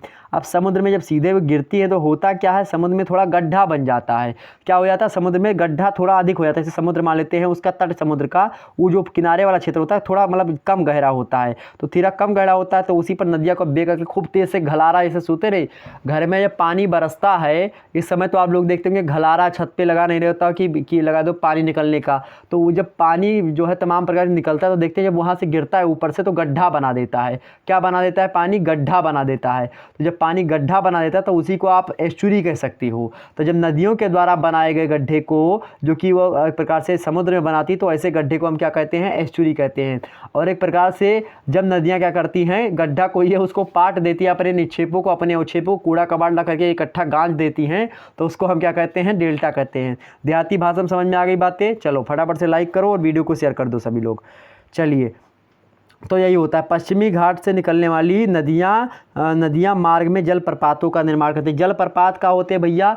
जलप्रपात मतलब होता है झरना। देखते होंगे पतझड़ सावन बसंत बहार एक बरस में मौसम चार। आप देखते हो झरना देखे कभी कि झरने पर एक प्रकार से आपने अशोका मूवी देखी हो तो अशोका मूवी में शाहरुख खान और उनका क्या नाम है? कैटरीना कपूर नाम है। तो दोनों लोगों का जो है आप देखे होंगे झरना के पास बैठे होते हैं। आपने अधिकतर मूवी में देखा होगा झरने के पास लोग बैठे होते हैं। तो झरने से क्या होता है? झरना जो होता है जो गिरता है उसी को हम क्या कहते हैं? जलप्रपात कहते हैं। क्या कहते हैं? जलप्रपात। धुआंधार जलप्रपात या तमाम प्रकार के जलप्रपात आप देखते होंगे। जलप्रपात का निर्माण करती है मतलब झरना बनाती। झरना कैसे बनाती भाई? अब मान लेते हैं वहाँ से निकली गंगोत्री ग्लेशियर से गंगा, अब बगल में एक पर्वत और आ गया तो पर्वत की चोटी से नीचे गिरी, फिर वहाँ से मान लेते पर्वत की श्रेणी ऐसी, मान लेते 1 मिनट में बता दूँ आपको कैसे झरना का निर्माण होता है। ऐसे चोटी थी, देर तो नहीं हो रही आप सभी को। चलिए, ऐसे चोटी है, फिर यहाँ पर भी एक चोटी, ऐसे मान लेते पर्वतों की श्रेणी ऐसे होती है, यहाँ पर भी पर्वत है, ऐसे ऐसे पर्वत आपके होते रहते। ठीक, ये पर्वत आपके बने हुए हैं भाई।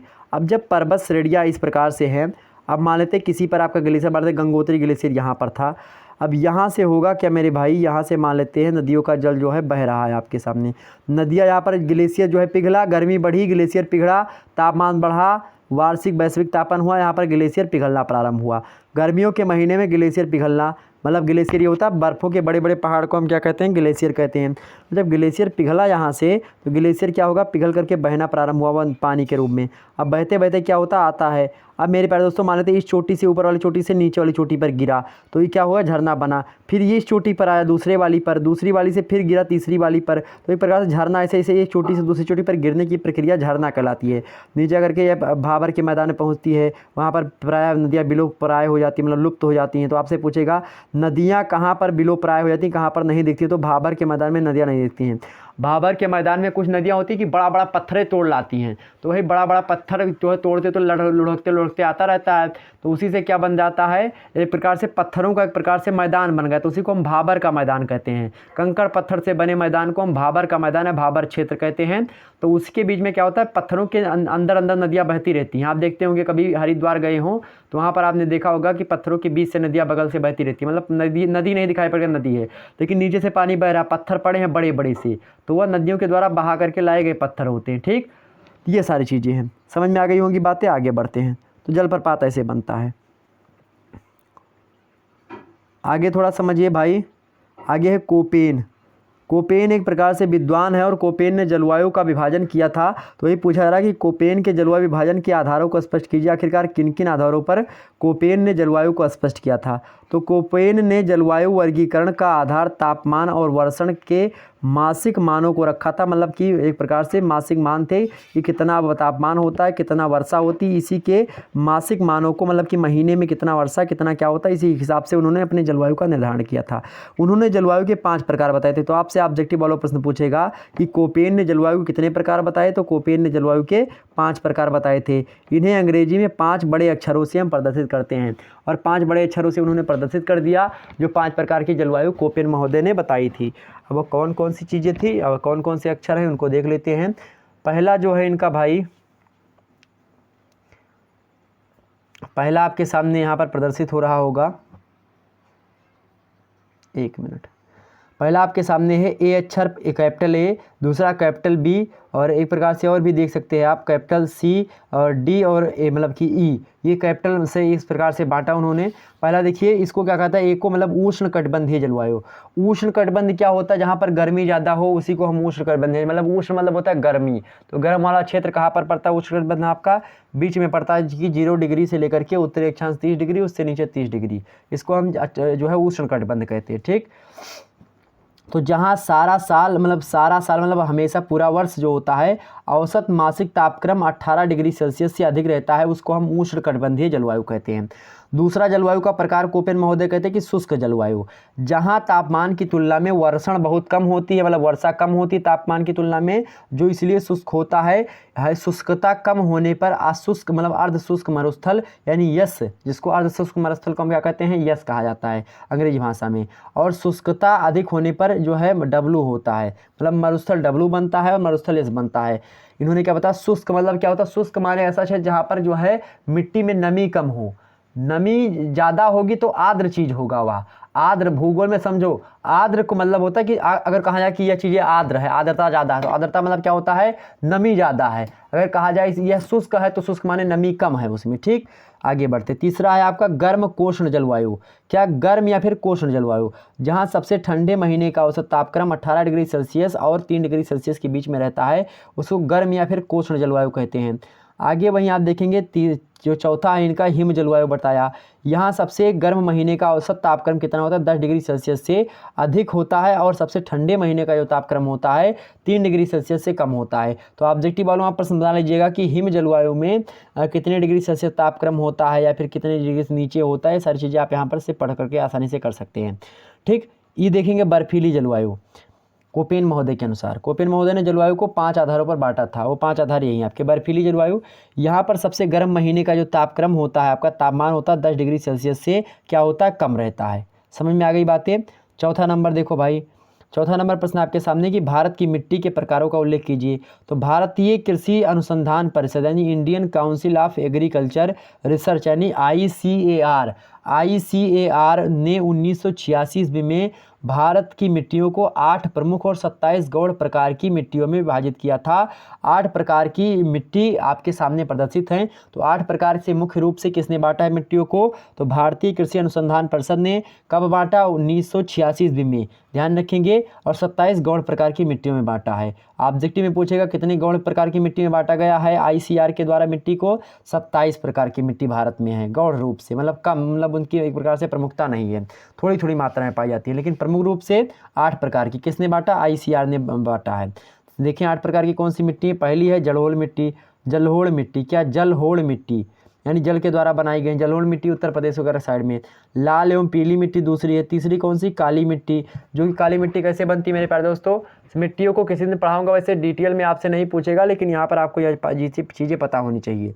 चौथा है आपका लेटेराइट मिट्टी। पांचवा है आपका मरुस्थलीय मिट्टी। छठवा है आपका पर्वतीय मिट्टी। सातवां है भाई आपका पीट और दलदली मिट्टी। आठवां है आपका लवणीय और क्षारीय मिट्टी। समझ में आ गई बात। तो 8 प्रकार की मिट्टी एक बार फिर से बोलेंगे। जलोढ़ मिट्टी पहली, दूसरी क्या लाल व पीली मिट्टी, तीसरी क्या काली मिट्टी, चौथी क्या लेटेराइट मिट्टी, पांचवी क्या मरुस्थलीय मिट्टी, छठवीं क्या पर्वतीय मिट्टी, सातवीं क्या पीट तथा दलदली मिट्टी, आठवीं क्या लवणीय एवं क्षारीय मिट्टी। आगे बढ़ते पांचवें प्रकार के, हम पांचवें प्रश्न की ओर बढ़ते हैं। पांचवा प्रश्न आपके सामने है, काली मिट्टी की विशेषताएं बताइए। फटाफट से एक बार सभी लोग वीडियो को लाइक करके, और सिर्फ जितने भी लोग नए देख रहे हैं, good evening all of you मेरे प्यारे दोस्तों। अभी 9 बजे से आपकी क्लास होगी होम साइंस की, ओके, ध्यान रखेंगे। काली मिट्टी की विशेषताएं निम्नलिखित है आपके सामने। लावा चट्टानों के विखंडन से उत्पन्न होने के कारण से इसका रंग क्या होता है, लाल होता है। वही बात की काली मिट्टी की विशेषताएं पूछ रहा है, तो लावा मिट्टी के कारण से मतलब जो ज्वालामुखीता की क्रिया होती है उसके तदुपरांत क्या होता है, या मिट्टी बनती है। ठीक, तो इसके लिए क्या होता है, इसका रंग काला होता है। दूसरी चीज़, या कपास की कृषि के लिए अधिक उपयुक्त होती है, मतलब कपास इसमें अधिक मात्रा में होता है। काली कपासी मिट्टी से इसी को कहा जाता है। तो आपसे ऑब्जेक्टिव वालों प्रश्न पूछेगा, एक काली कपासी मिट्टी किसे कहा जाता है, तो काली मिट्टी को ही कहा जाता है। काली मिट्टी का निर्माण कैसे होता है, ज्वालामुखीता की क्रिया से होता है। ठीक, ध्यान रखेंगे। ब्लैक कॉटन सोइल इसी को कहा जाता है, काली कपासी मिट्टी, कपास अधिक मात्रा में होता है काली मिट्टी में। अगला प्रश्न आपके सामने है, इसमें लौहांश यानी लौहांश, चूना, पोटास और मैग्नीशियम, इन तत्वों की क्या होती है, प्रधानता होती है। मतलब अधिक मात्रा में काली मिट्टी में कौन से तत्व पाए जाते हैं, लौह पाए जाते हैं, चूना पाया जाता है, पोटास, मैग्नीशियम, ये सारे तत्व पाए जाते हैं। अगली मुद्दा यह है कि फास्फोरस, नाइट्रोजन और जीवांशों की मात्रा का अभाव रहता है। कहाँ पर, मतलब इस मिट्टी में जीवांश जो होते हैं, और जो है फास्फोरस जो होता है, नाइट्रोजन जो होता है, इन सभी का क्या होता है, अभाव होता है, यानी कमी होती है। वहीं अगला बात करते हैं, इस मिट्टी में अपने अंदर आर्द्रता बनाए रखने की क्षमता क्या होती है, बहुत अधिक मात्रा में होती है। मतलब यह नमी सोख लेती हैं, आर्द्रता बनाए रखती हैं, कौन, काली मिट्टियाँ। ठीक, अतः कपास के लिए की सिंचाई की कम आवश्यकता यहाँ पर पड़ती है, इसलिए कपास की मात्रा में वृद्धि होती है। वहीं बात की जाए मेरे प्यारे दोस्तों, चौथा नंबर पॉइंट आप देखते होंगे, आर्द्र वगैरह समझ में आ रही होंगी बातें।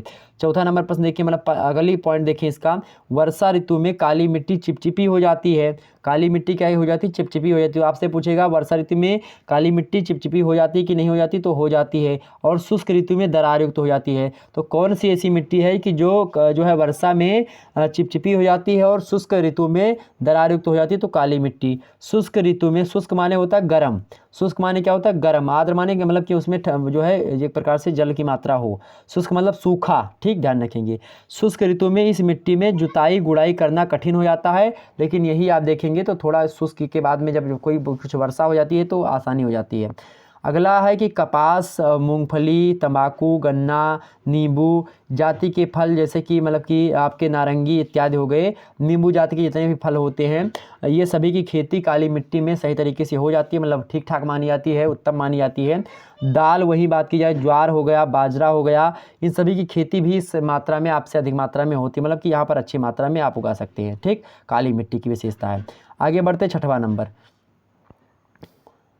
छठा नंबर प्रश्न आपके सामने है, भारत में मानसूनी वनों के क्षेत्र बताइए। भारत में मानसूनी वनों के क्षेत्र बताइए। आपसे पूछ रहा है भारत में मानसूनी वनों के क्षेत्र कौन कौन से हैं। तो इस प्रकार के वन जो है मानसूनी वन, इस प्रकार के वन उन भागों में पाए जाते हैं मानसूनी वन जहाँ पर वर्षा जो होती है 100 डिग्री सेल्सियस से लेकर के, मतलब 100 डिग्री सेंटीमीटर से लेकर के 200 डिग्री सेंटीमीटर तक वर्षा होती है। वर्षा नापने का क्या पैमाना होता है जानते हैं? एक प्रकार से एक ऐसा यंत्र होता है, उसको लेकर के वर्षा में आपने रख दिया, उसमें एक प्रकार से इलेक्ट्रो एक प्रकार से क्या होता है, वहीं पर बना होता है कि जो 1 सेंटीमीटर, 2 सेंटीमीटर, 3 सेंटीमीटर, 4 सेंटीमीटर उसमें रख दिया, और उसी प्रकार से उसको खुला रख दिया, और इसी प्रकार से ऊपर एक कुप्पी वगैरह लगा देते हैं तो उसे खुला रहता है। तो उसमें क्या होता है, वहीं से उसमें पानी बरसता रहता है। अब वहाँ पर 1 सेंटीमीटर आया, 2 सेंटीमीटर, 100 सेंटीमीटर, 200 सेंटीमीटर, कहाँ तक वर्षा हुई है तो उस क्षेत्र में, तो उसी वजह से नाप लेते हैं हम, ठीक, ध्यान रखेंगे। तो मानसूनी वनों के क्षेत्र बताइए। तो जहाँ पर भैया 100 सेंटीमीटर से 200 सेंटीमीटर से ज़्यादा वर्षा होती है, वहीं पर जो है अधिक मात्रा में मानसूनी वन आपको देखने को मिलते हैं। ये वन जो होते हैं ग्रीष्म ऋतु में अपनी पत्तियाँ गिरा देते हैं। तो कौन से वन ग्रीष्म ऋतु में अपनी पत्तियाँ गिराते हैं? मानसूनी वन गिराते हैं। आतियों इनको कौन सा वन कहता है? पतझड़ी वन कहते हैं। तो मेरे प्यारे दोस्तों, मानसूनी वनों को ही हम क्या कहते हैं? पतझड़ी वन भी कहते हैं। यह बात आपको पता हो गई। आगे बढ़ते हैं, इसकी थोड़ी वनों किन किन क्षेत्रों में पाए जाते हैं उसको थोड़ा स्पष्ट कर लेते हैं। पहला क्षेत्र, उत्तरी पर्वतीय प्रदेश के निचले भाग में ये इस प्रकार के वन पाते हैं। उत्तरी पर्वतीय प्रदेश हमने आपको बता दिया था, जो आप देखेंगे जो हिमालय के थोड़ा नीचे साइड में जब आप आएंगे तो वहाँ पर जो है ऐसे वन आपको देखने को मिलेंगे। वहीं दूसरा क्या, विंध्याचल की पहाड़ियाँ देखेंगे, सतपुड़ा पर्वत देखेंगे, नागपुर का पठार और असम में, इन सभी पहाड़ियों पर आप देखेंगे तो इस प्रकार के मानसूनी वन आपको देखने को मिल जाएंगे। वहीं चौथा, पूर्वी घाट और दक्षिणी भाग में, पूर्वी घाट का जो दक्षिणी भाग है, यानी पूर्वी घाट कौन सा आपका? ये वाला पूर्वी घाट होता है। इसके दक्षिणी भाग में मतलब यहाँ पर आपको यह वन देखने को मिलेगा भारत में। वहीं मेरे भाई पश्चिमी घाट का पूर्वी ढाल जो होता है, पश्चिमी घाट कौन सा? ये पश्चिमी घाट होता है। इसका पूर्वी मतलब कि मान लेते हैं पश्चिमी घाट ये वाला है, तो इसका जो पूर्वी ढाल यानी ये वाली जो एरिया है, यहाँ पर आपको ये वन देखने को मिलेंगे, ठीक। ये बातें समझ में आ गई? चलिए, इतनी बात क्लियर हुई, एक क्वेश्चन क्लियर हुआ। तो एक प्रकार से यहाँ पर देखिए, ये वन उपयोगिता की दृष्टि से महत्वपूर्ण होते हैं। ये वन अधिक सघन नहीं होते, मतलब कि ज़्यादा गहन नहीं होते हैं, और इनका उपयोग सरलतापूर्वक किया जा सकता है। हम लोग इसको सरलतापूर्वक अपने यूज़ में ला सकते हैं। इन वनों में मुख्य रूप से बात की जाए वृक्षों की, तो इसमें साल के वृक्ष, सागवन के वृक्ष, एमोनी हो गया, नीम हो गया, चंदन, रोजवुड हो गया, आपका आम हो गया, महुआ हो गया, शीशम के वृक्ष हो गए, बांस वगैरह, इन प्रकार के यानी पर्णपाती वनों में, यानी पतझड़ी वन जो होते हैं, जो कि मानसूनी वन कहलाते हैं, उसमें देखने को मिलते हैं। इसमें कुछ वृक्षों की लकड़ियां जो होती बहुत ही महत्वपूर्ण उपयोगी एवं सिद्ध होती हैं, जिनका उपयोग हम अनेक कार्यों में करते हैं। जैसे सेखुआ जो होता है, यहाँ पर देखेंगे सेखुआ का वृक्ष, यानी जो साल सागवन होते हैं, उसी मतलब सागवन का एक प्रकार से भाई कह लीजिए सेखुआ को, बहुत ही महत्वपूर्ण होता है। पहले घर वगैरह जो बनते थे सेखुआ के ही बनते थे, ध्यान रखेंगे। 7वां प्रश्न देखो भाई, लौह अयस्क के प्रकारों का उल्लेख कीजिए। लौह अयस्क कितने प्रकार के होते हैं? 4 प्रकार के होते हैं लौह अयस्क। पहला कौन सा होता है? मैग्नेटाइट। दूसरा कौन सा होता है आपका? हेमेटाइट। तीसरा कौन सा होता है मेरे भाई? जो है लिमोनाइट। चौथा कौन सा होता है? साइडेराइट। समझ में आ गई बातें? तो 4 प्रकार के क्या होते हैं? लौह अयस्क होते हैं। ध्यान रखेंगे। आप समझते हैं मैग्नेटाइट क्या होता है। मैग्नेटाइट जो होता है इसमें धातु संपन्नता जो होती है सबसे अधिक मात्रा में होती है, मतलब लौह धातु की जो संपन्नता होती है मैग्नेटाइट नाम के मतलब कि जो है अवयव में अधिक मात्रा में होती है। तो मैग्नेटाइट में धातु संपन्नता सबसे अधिक मात्रा में होती है, लगभग 72% होती है। तो आपसे पूछेगा किस लौह अयस्क में जो है धातु संपन्नता सबसे अधिक मात्रा में होती है, तो मैग्नेटाइट में कितने 72% होती है। और यह मैग्नेटाइट जो होता है काले रंग का चुंबकीय लोहा होता है। काले रंग का चुंबकीय लोहा होता है कौन, मैग्नेटाइट। और इस प्रकार के अयस्क का जो कुल भंडार की बात की जाए तो भारत में 341 करोड़ टन जो होता है अनुमान लगाया जा सकता है, अनुमानित है यह कि 341 करोड़ टन जो है मैग्नेटाइट का भंडार भारत में स्थित है, जो कि जिसमें धातु संपन्नता 72% पाई जाती है, जो कि मैग्नेटाइट यानी पहला लौह अयस्क का क्या है मेरे प्यारे दोस्तों, लौह अयस्क होता है। दूसरा लौह अयस्क में आप देखेंगे haematite. What do you mean haematite भाई, तो हेमेटाइट का मतलब होता है आपका इसमें धातु संपन्नता जो होती है 60 से 70% होती है, मतलब दूसरे टाइप का या मतलब कि दूसरे नंबर पर है आपका हेमेटाइट। हेमेटाइट में धातु आप देखेंगे तो 60 से 70% लौह आपको मिलेगा। इसमें ऑक्सीजन तथा लोहे का क्या होता है सम्मिश्रण मिलता है। तो किस धातु मतलब कि किस लौह अयस्क में ऑक्सीजन तथा लोहे का सम्मिश्रण मिलता है, तो हेमेटाइट में मिलता है। धातु संपन्नता कितनी होती है, 60 से 70% होती है। यह लाल और भूरे रंग का होता है। इस प्रकार के अयस्क का कुल भंडार भारत की बात की जाए तो 960 करोड़ टन अपने भारत में अनुमानित है कि इतना हो सकता है। आगे बढ़ते हैं, तीसरा नंबर है आपका लिमोनाइट। लिमोनाइट का क्या मतलब होता है, इसमें लोहांश की बात की यानी लौह का तत्व जो होता है यानी धातु संपन्नता जो होती है वह 20 से लेकर के 40% तक पाई जाती है। यह जो होता है पीले रंग का होता है। तो लिमोनाइट किस रंग का होता है, पीले रंग का होता है आपका लिमोनाइट। यह ऑक्सीजन जल तथा लौह का क्या होता है सम्मिश्रण होता है। तो ऑक्सीजन जल और लौह का मिश्रण होता है कौन, लिमोनाइट। अगला है आपका चौथे नंबर का साइडेराइट। इसे आयरन कार्बोनेट भी कहा जाता है। तो आपसे एग्जाम से प्रश्न पूछिए साइडेराइट को अन्य किस नाम से जानते हैं हम, तो आयरन कार्बोनेट के नाम से जानते हैं। यह लोहे तथा कार्बन के सम्मिश्रण से बना हुआ होता है। इसका रंग भैया भूरा होता है, जबकि लिमोनाइट का पीला रंग होता है। ध्यान रखेंगे। इसमें लोहांश की बात की जाए तो 48% जो है लोहांश साइडेराइट में होता है। यह सबसे निम्न कोटि का लोहा माना जाता है। सबसे निम्न कोटि का लोहा कौन है, साइडेराइट। सबसे उच्च कोटि का लोहा कौन है मेरे प्यारे दोस्तों, सबसे उच्च कोटि का मैग्नेटाइट। समझ में आ गई बातें, आगे बढ़ते हैं। आगे है आपका 8वां नंबर प्रश्न। 8वां नंबर प्रश्न है, भारत में अभ्रक व्यापार पर संक्षिप्त टिप्पणी लिखिए। तो व्यापार देखिए, भारत का अधिकांश अभ्रक निर्यात कर दिया जाता है। अभ्रक के विश्व व्यापार में भारत का योगदान 60% से अधिक है। वर्ष 1991 से 1992 ईस्वी में 35 करोड़ रुपए मूल्य का अभ्रक निर्यात किया गया। ध्यान रखेंगे। भारत की बात की जाए तो भारत का योगदान विश्व व्यापार में 60% है। दुनिया का सबसे नंबर 1 की बात की जाए तो भारत नंबर 1 अभ्रक उत्पादन में दुनिया में नंबर 1 स्थान रखता है। उसके आसपास कोई भटकता भी नहीं है। विश्व का 60% मतलब कि अगर बात की जाए कि अगर 100 किलो अभ्रक कहीं पर है, 100 किलो अभ्रक मान लेते हैं पूरे संसार में है, तो उसमें से 60 किलो जो है केवल और केवल भारत उत्पादन करता है। ठीक, उसमें पाया था भारत में। वर्ष 1991 से 92 में 35 करोड़ रुपए का मूल्य अभ्रक निर्यात किया गया था, मतलब बेचा गया था। निर्यात का 3/4 ग्रेट ब्रिटेन को दिया गया था। वहीं संयुक्त राज्य अमेरिका एवं शेष जापान, कनाडा, ऑस्ट्रेलिया, इटली और बेल्जियम आदि को दिया गया था। मतलब कि ब्रिटेन और संयुक्त राज्य अमेरिका को जो है 3/4 दे दिया गया था। मतलब कि अगर मान लेते 60% भारत थे उत्पादन, मान लेते 100 चीज़ जो है 100 किलो जो है भारत को कोयला मतलब कि अभ्रक बेचना था, तो इनमें से 3/4 मतलब 3/4, 3/4 का मतलब ये होता है। अब 25 चौको 125, 25 या 75, लगभग 75%। 3/4 का मतलब क्या होता है 75% जो यानी 75 किलो कोयला केवल और केवल ब्रिटेन को दिया था और संयुक्त राज्य अमेरिका को। ग्रेट ब्रिटेन में आपका उत्तरी आयरलैंड, वेल्स और स्कॉटलैंड इत्यादि को शामिल करके मिलाया जाता है। ठीक, ध्यान रखेंगे। बाकी कनाडा वगैरह को दे दिया था, कनाडा, ऑस्ट्रेलिया, इटली, बेल्जियम इन सबको। ठीक, ध्यान रखेंगे। ग्रेट ब्रिटेन ने कनाडा और ब्राज़ील से अभ्रक का आयात प्रारंभ कर दिया है, जिसका अब जो है भारत की मतलब एक प्रकार से भारतीय अभ्रक की मांग पर बहुत प्रभाव पड़ा है। अभ्रक निर्यात करने वाले मुख्य पत्तन बात की है, पत्तन माने होता है आपका क्या, पत्तन माने होता है मेरे प्यारे दोस्तों डेल क्या होता है, बंदरगाह। पत्तन माने क्या होता है, बंदरगाह। ठीक, जहाँ से बड़ी बड़ी जहाज़ों के माध्यम से पानी वाली जहाज़ें जहाँ पर रुकती, स्टेशन। तो पानी वाली जहाज़ों के स्टेशन को हम बंदरगाह कहते हैं। ठीक, ध्यान रखें। जिस पे जिस प्रकार से जो ट्रक होता है, ट्रक एक प्रकार से क्या होता है, उसका भी एक स्थान होता है कि यहाँ से ट्रांसपोर्ट नगर कहते हैं जिसको, तो एक प्रकार ट्रांसपोर्ट नगर ही एक प्रकार से होता है वह पतन आपका। ठीक, बड़ी बड़ी जहाज़ें वगैरह आती हैं। कोलकाता हो गया, चेन्नई बंदरगाह हो गया आपका, मुंबई बंदरगाह, यहाँ से 80% जो है अभ्रक बेचा जाता है भारत का। 9वां नंबर प्रश्न है भारत को लेकर के कि भारत को कृषि जलवायु प्रदेशों में विभक्त किए, मतलब भारत को कितने कृषि प्रदेश, मतलब कृषि जलवायु प्रदेशों में बांटा जा सकता है, नहीं विभक्त किया जा सकता है। तो प्रत्येक मतलब एक प्रकार से 15 कृषि प्रदेशों में भारत को विभाजित किया जा सकता है, जो कि इस प्रकार से आपके सामने मैं पढ़ने का प्रयास करता हूँ, इसको देखने का आप लोग प्रयास करें। पहला है भाई, पहला आपका क्या है, पहला आप देखने का प्रयास करें, आप सभी लोगों को यह प्रश्न देखना चाहिए।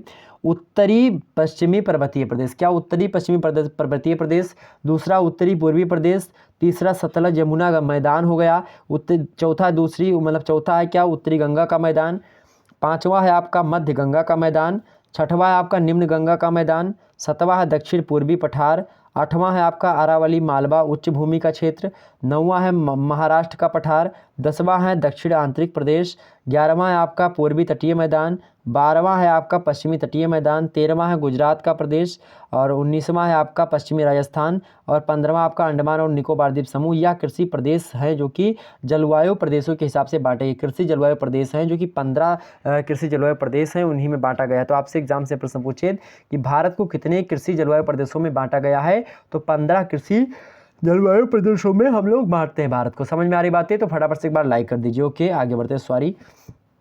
चलिए 10 नंबर प्रश्न देखने का प्रयास करें आप सभी लोग।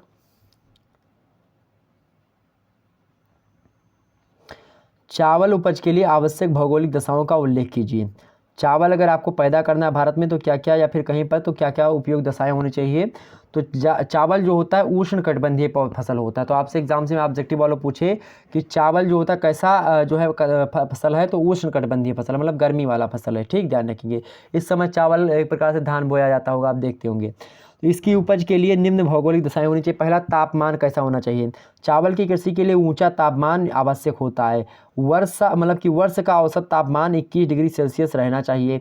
इस फसल के लिए उपयोगी होता है इतना तापमान। ठीक, बोते समय तापक्रम 20% होना चाहिए, मतलब 20 डिग्री सेल्सियस होना चाहिए, और पकते समय 27 डिग्री सेल्सियस। तो चावल ध्यान रखेंगे, आपसे एग्जाम से ऑब्जेक्टिव वालों पूछेगा कि चावल की कृषि के लिए मतलब कितना कैसा तापमान चाहिए, तो ऊंचा तापमान। और चावल बोते समय भैया कितना तापमान चाहिए आपको, 20 डिग्री सेल्सियस होना चाहिए औसत तापमान। वही बात की जाए उसको काटते समय मतलब कि पकते समय उसके 27 डिग्री मतलब कि गर्मी चाहिए। वर्षा की बात की जाए तो वर्षा चावल की कृषि के लिए 75 दिन जलपूर्ण खेतों की आवश्यकता होती है। चावल के लिए 75 दिन जलपूर्ण खेतों की आवश्यकता होती है।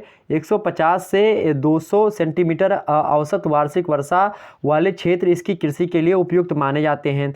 कम वर्षा वाले भागों में सिंचाई की सहायता से चावल की कृषि की जाती है, मतलब कि 150 से लेकर के 200 सेंटीमीटर वर्षा होगी तो उन क्षेत्रों में हम चावल की खेती कर सकते हैं। अगर वैसी वर्षा नहीं होती तो आप सिंचाई के साधन उपलब्ध करवाइए। मिट्टी क्या होनी चाहिए चावल की कृषि के लिए, चीका युक्त मिट्टी उत्तम मानी जाती है, क्योंकि यह मिट्टी अधिक समय तक नमी जो होती है वह धारण कर लेती है, इसीलिए जो है यहाँ पर इसकी आवश्यकता होती है, क्योंकि चावल में पानी भरा होना चाहिए। ऐसी मिट्टी नदी घाटियों, डेल्टाओं तथा तटवर्ती भागों में मिलती है।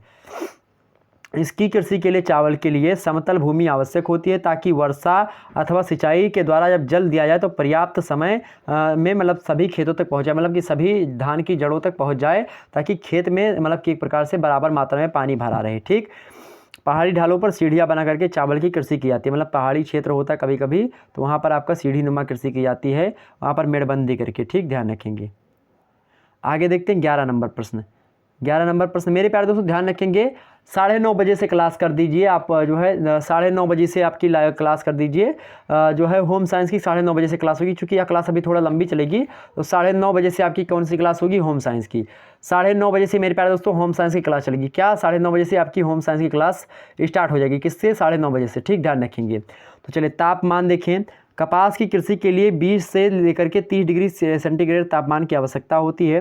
इसकी फसल के लिए 200 दिन स्वच्छ जो है व फिर पाला रहित मौसम रहना आवश्यक होता है कपास की खेती के लिए। कपास कैसा पौधा होता है आपका, तो उष्णकटिबंधीय पौधा होता है। कपास क्या होता है, कपास उष्णकटिबंधीय जलवायु का पौधा होता है। कपास की उपज के लिए भौगोलिक दशाओं के बारे में आपसे क्वेश्चन पूछे तो आपसे ऐसे बता सकते हैं आसानी से। ठीक, ऑब्जेक्टिव वालों पूछेगा कि कपास की कृषि के लिए कितने सेंटीग्रेड तापमान की आवश्यकता होती है, तो 20 डिग्री सेंटीग्रेड से जो है 30 डिग्री सेंटीग्रेड तापमान की आवश्यकता होती है। ध्यान रखेंगे इस बात को। चलिए 200 दिन स्वच्छ जो है मौसम होना चाहिए, पाला वगैरह ना गिरना चाहिए। ठीक,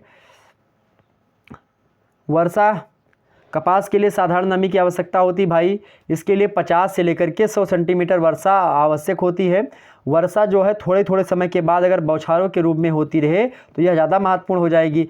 और एक प्रकार से ध्यान रखेंगे कपास जो है 50 सेंटीमीटर से कम वर्षा होने पर इसको सिंचाई की आवश्यकता आपको मतलब देनी पड़ेगी, और सिंचाई की आवश्यकता पड़ती है। कपास की चुनाई के समय मौसम जो है आपका शुष्क होना चाहिए, मतलब सूखा मौसम होना चाहिए।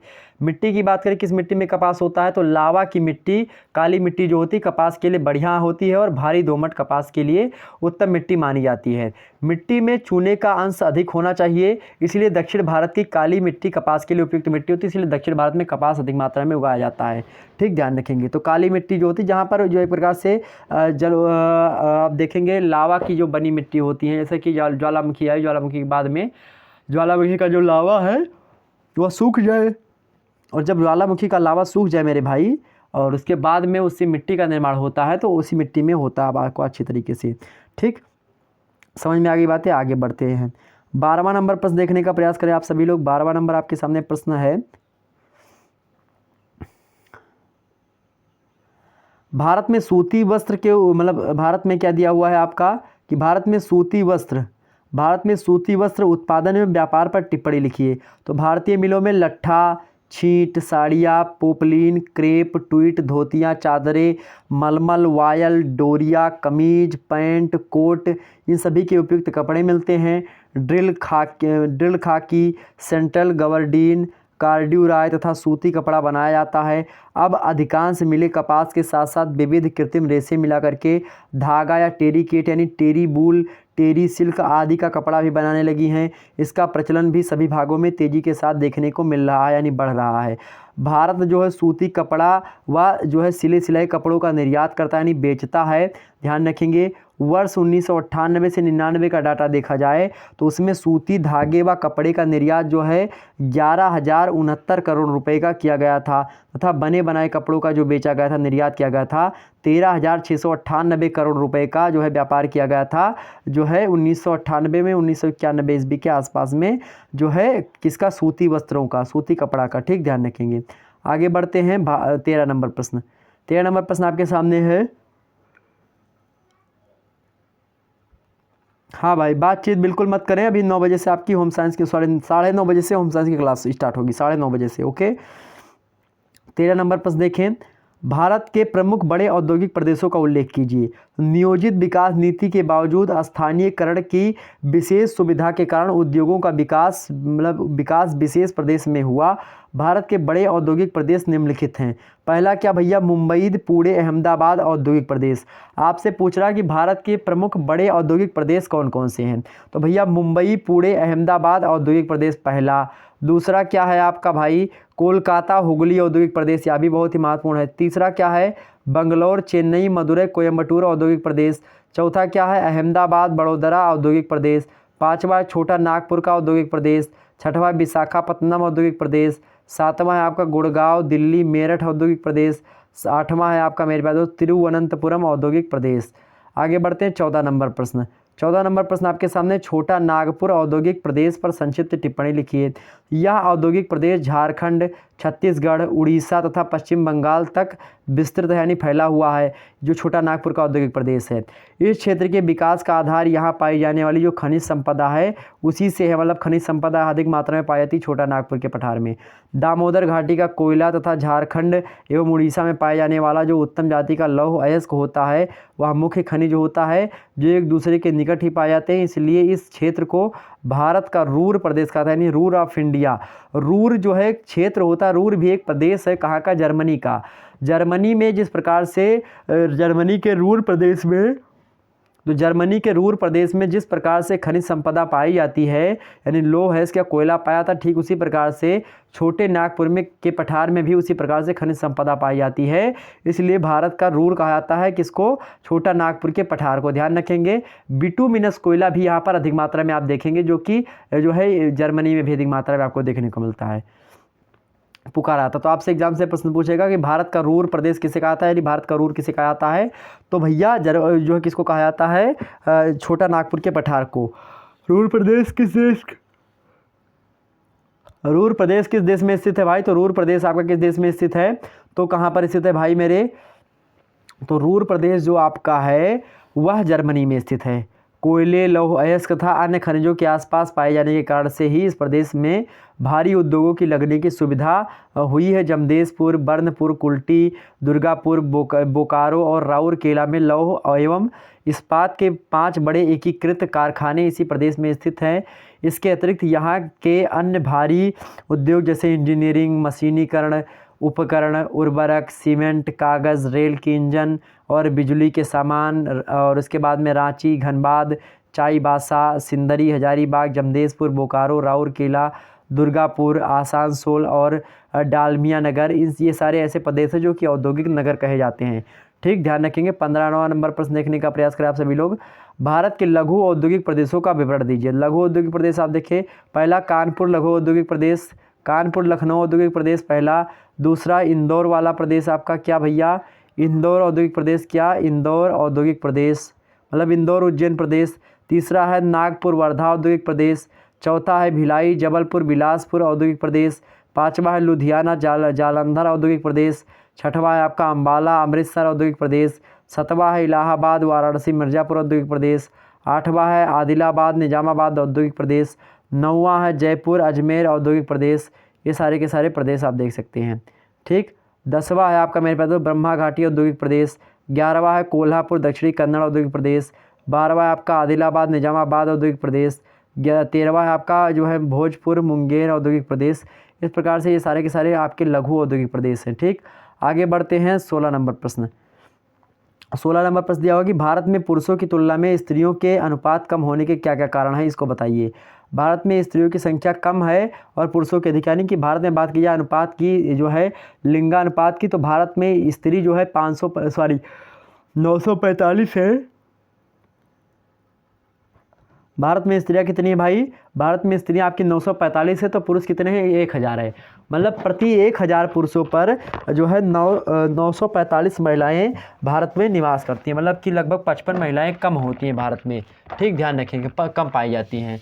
ठीक, तो इसके क्या कारण है यही आपसे पूछ रहा है। 1 मिनट रुकिएगा, पानी पी ले।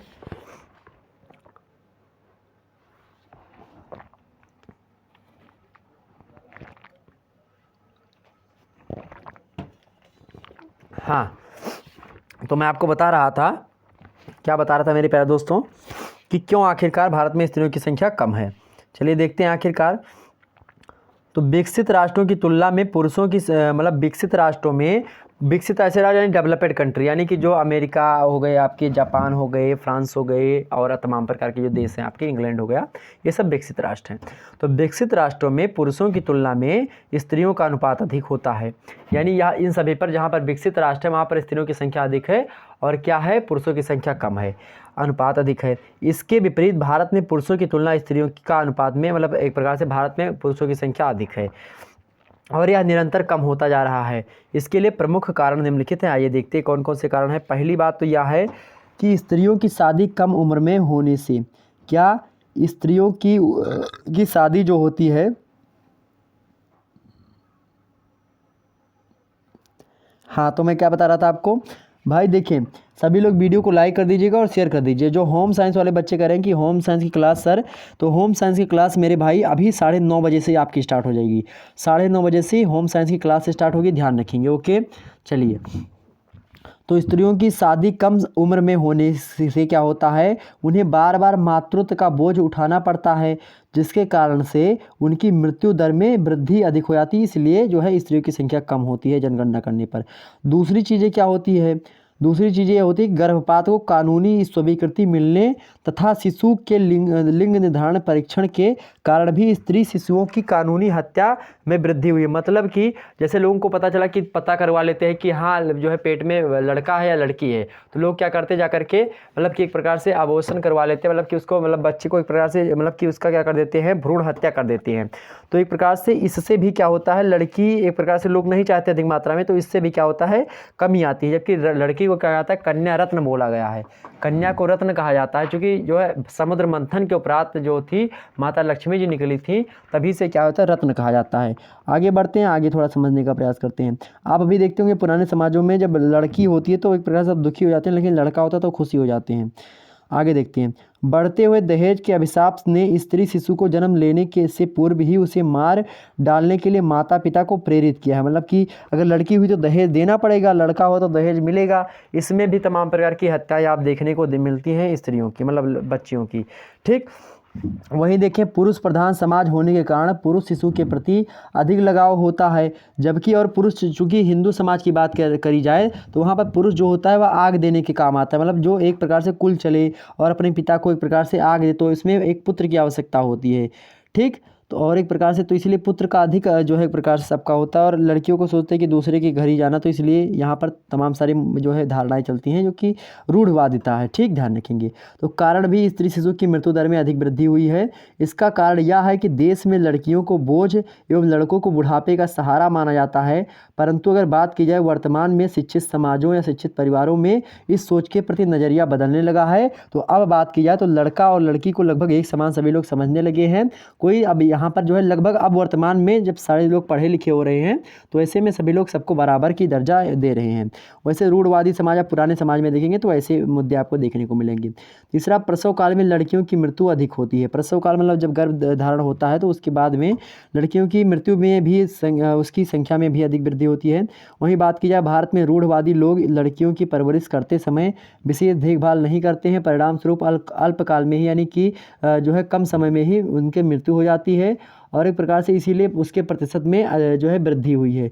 किंतु आधुनिक शिक्षित भारतीय समाज में इस मनोवृत्ति में परिवर्तन दिखाई देने लगा है, और अब स्त्रियों को एक प्रकार से पुरुषों से भी एक प्रकार से एक कदम आगे देखने को आप देख लेंगे। हर क्षेत्र में अधिक मात्रा में स्त्रियां आगे जा रही हैं। ठीक, ध्यान रखेंगे। तो अब जो है एक प्रकार सभी लोग समान है, किसी में किसी प्रकार का भेदभाव नहीं किया जाता है। यह बात आपको आपके पास है, जबकि स्त्रियों को हर एक क्षेत्र में, सेवा के क्षेत्र में, अवसर के क्षेत्र में उनको आगे रखा जाता है। तमाम सारे क्षेत्रों में आप देख रहे होंगे। आगे देखते हैं 17 नंबर प्रश्न। देखें भाई, 17 नंबर प्रश्न आपके सामने दिया हुआ है कि भारत में मिट्टियों की प्रमुख समस्याओं को बताइए। भारत में कौन कौन सी मिट्टी की समस्याएं हैं। मिट्टी की एक अति महत्वपूर्ण, मतलब मिट्टी जो होती है एक अति महत्वपूर्ण क्या है, प्राकृतिक संसाधन होती है। भारत एक कृषि प्रधान देश होने के कारण से इसका सर्वाधिक महत्व जो है यहाँ पर होता है मिट्टियों का। संक्षेप में भारतीय मिट्टी की प्रमुख समस्याएं हैं जो कि आपके सामने मैं रखने का प्रयास करता हूँ। आइए चर्चा करते हैं कौन कौन सी समस्याएँ हैं। सबसे पहली समस्या होती है आपकी भूमि अपरदन की। भूमि अपरदन मतलब मिट्टियाँ जो होती हैं कटती हैं, तो भूमि अपरदन की समस्या है मिट्टियों के लेकर के, और मतलब कट करके बह जाती है। दूसरी क्या है, जलाक्रांति की समस्या, जल जो होता है अधिक मात्रा में भर जाए तो उससे भी समस्या है। क्षारीय भूमि की समस्या, कभी कभी मिट्टी क्या होती है, क्षारीय हो जाती हैं और वैसी बंजर भूमि बन जाती है कभी कभी, तो बंजर भूमि भी समस्या है एक प्रकार से भारतीय मिट्टी की। मरुभूमि विस्तार की समस्या, मतलब कि मरुस्थलीय यानी लगातार जो है भूमि बंजर बन जा रही है, वहाँ पर कुछ हो नहीं पा रहा है, मतलब उपजाऊ नहीं हो पा रही है, यह भी एक समस्या होती है। मृदा अपक्षय भी होता है, मतलब मृदा का क्या होता है, कटाव होता है, अपक्षय होता है उनका। ठीक, अपक्षय मतलब क्या होता है, कटान। आगे अपक्षय में अपर्दन और अपक्षय मतलब अनच्छादन में जो है अपर्दन और अपक्षय दोनों। अपक्षय मतलब होता है कट जाना, अपर्दन मतलब जो चीज़ कटी है उसको बहना। ठीक, ध्यान रखेंगे। तो कृषि का भूमि अपहरण भी हो रहा है, तो ये सारी चीज़ें हैं। आगे देखते हैं 18 नंबर प्रश्न। 18 नंबर प्रश्न है कि जनजातियों की प्रमुख समस्याओं का उल्लेख कीजिए। आइए देखते हैं जनजातियों की प्रमुख समस्याएं कौन कौन सी हैं। पहली समस्या है भूमि विस्थापन की समस्या। मतलब भूमि विस्थापन मतलब कि जनजाति जो होते हैं वह एक स्थान पर रहते हैं, फिर दूसरे स्थान पर जाते हैं, फिर वहाँ पर जो है उनका भोजन नहीं मिल पा रहा है, फिर पानी नहीं मिला तो दूसरे स्थान पर चले गए, इस प्रकार से जाते आते रहते हैं। ठीक, दूसरी चीज़ ये होती है ऋणग्रस्तता और शोषण की समस्या होती है। उनका शोषण ना किया जा सके इसलिए वो लोग मतलब शोषण की भी समस्या उनके पास है, लोग गरीबता से या फिर जो है कर्ज में डूबे हुए होते हैं। वहीं बंधुआ मजदूरी उनकी एक प्रकार समस्या होती है।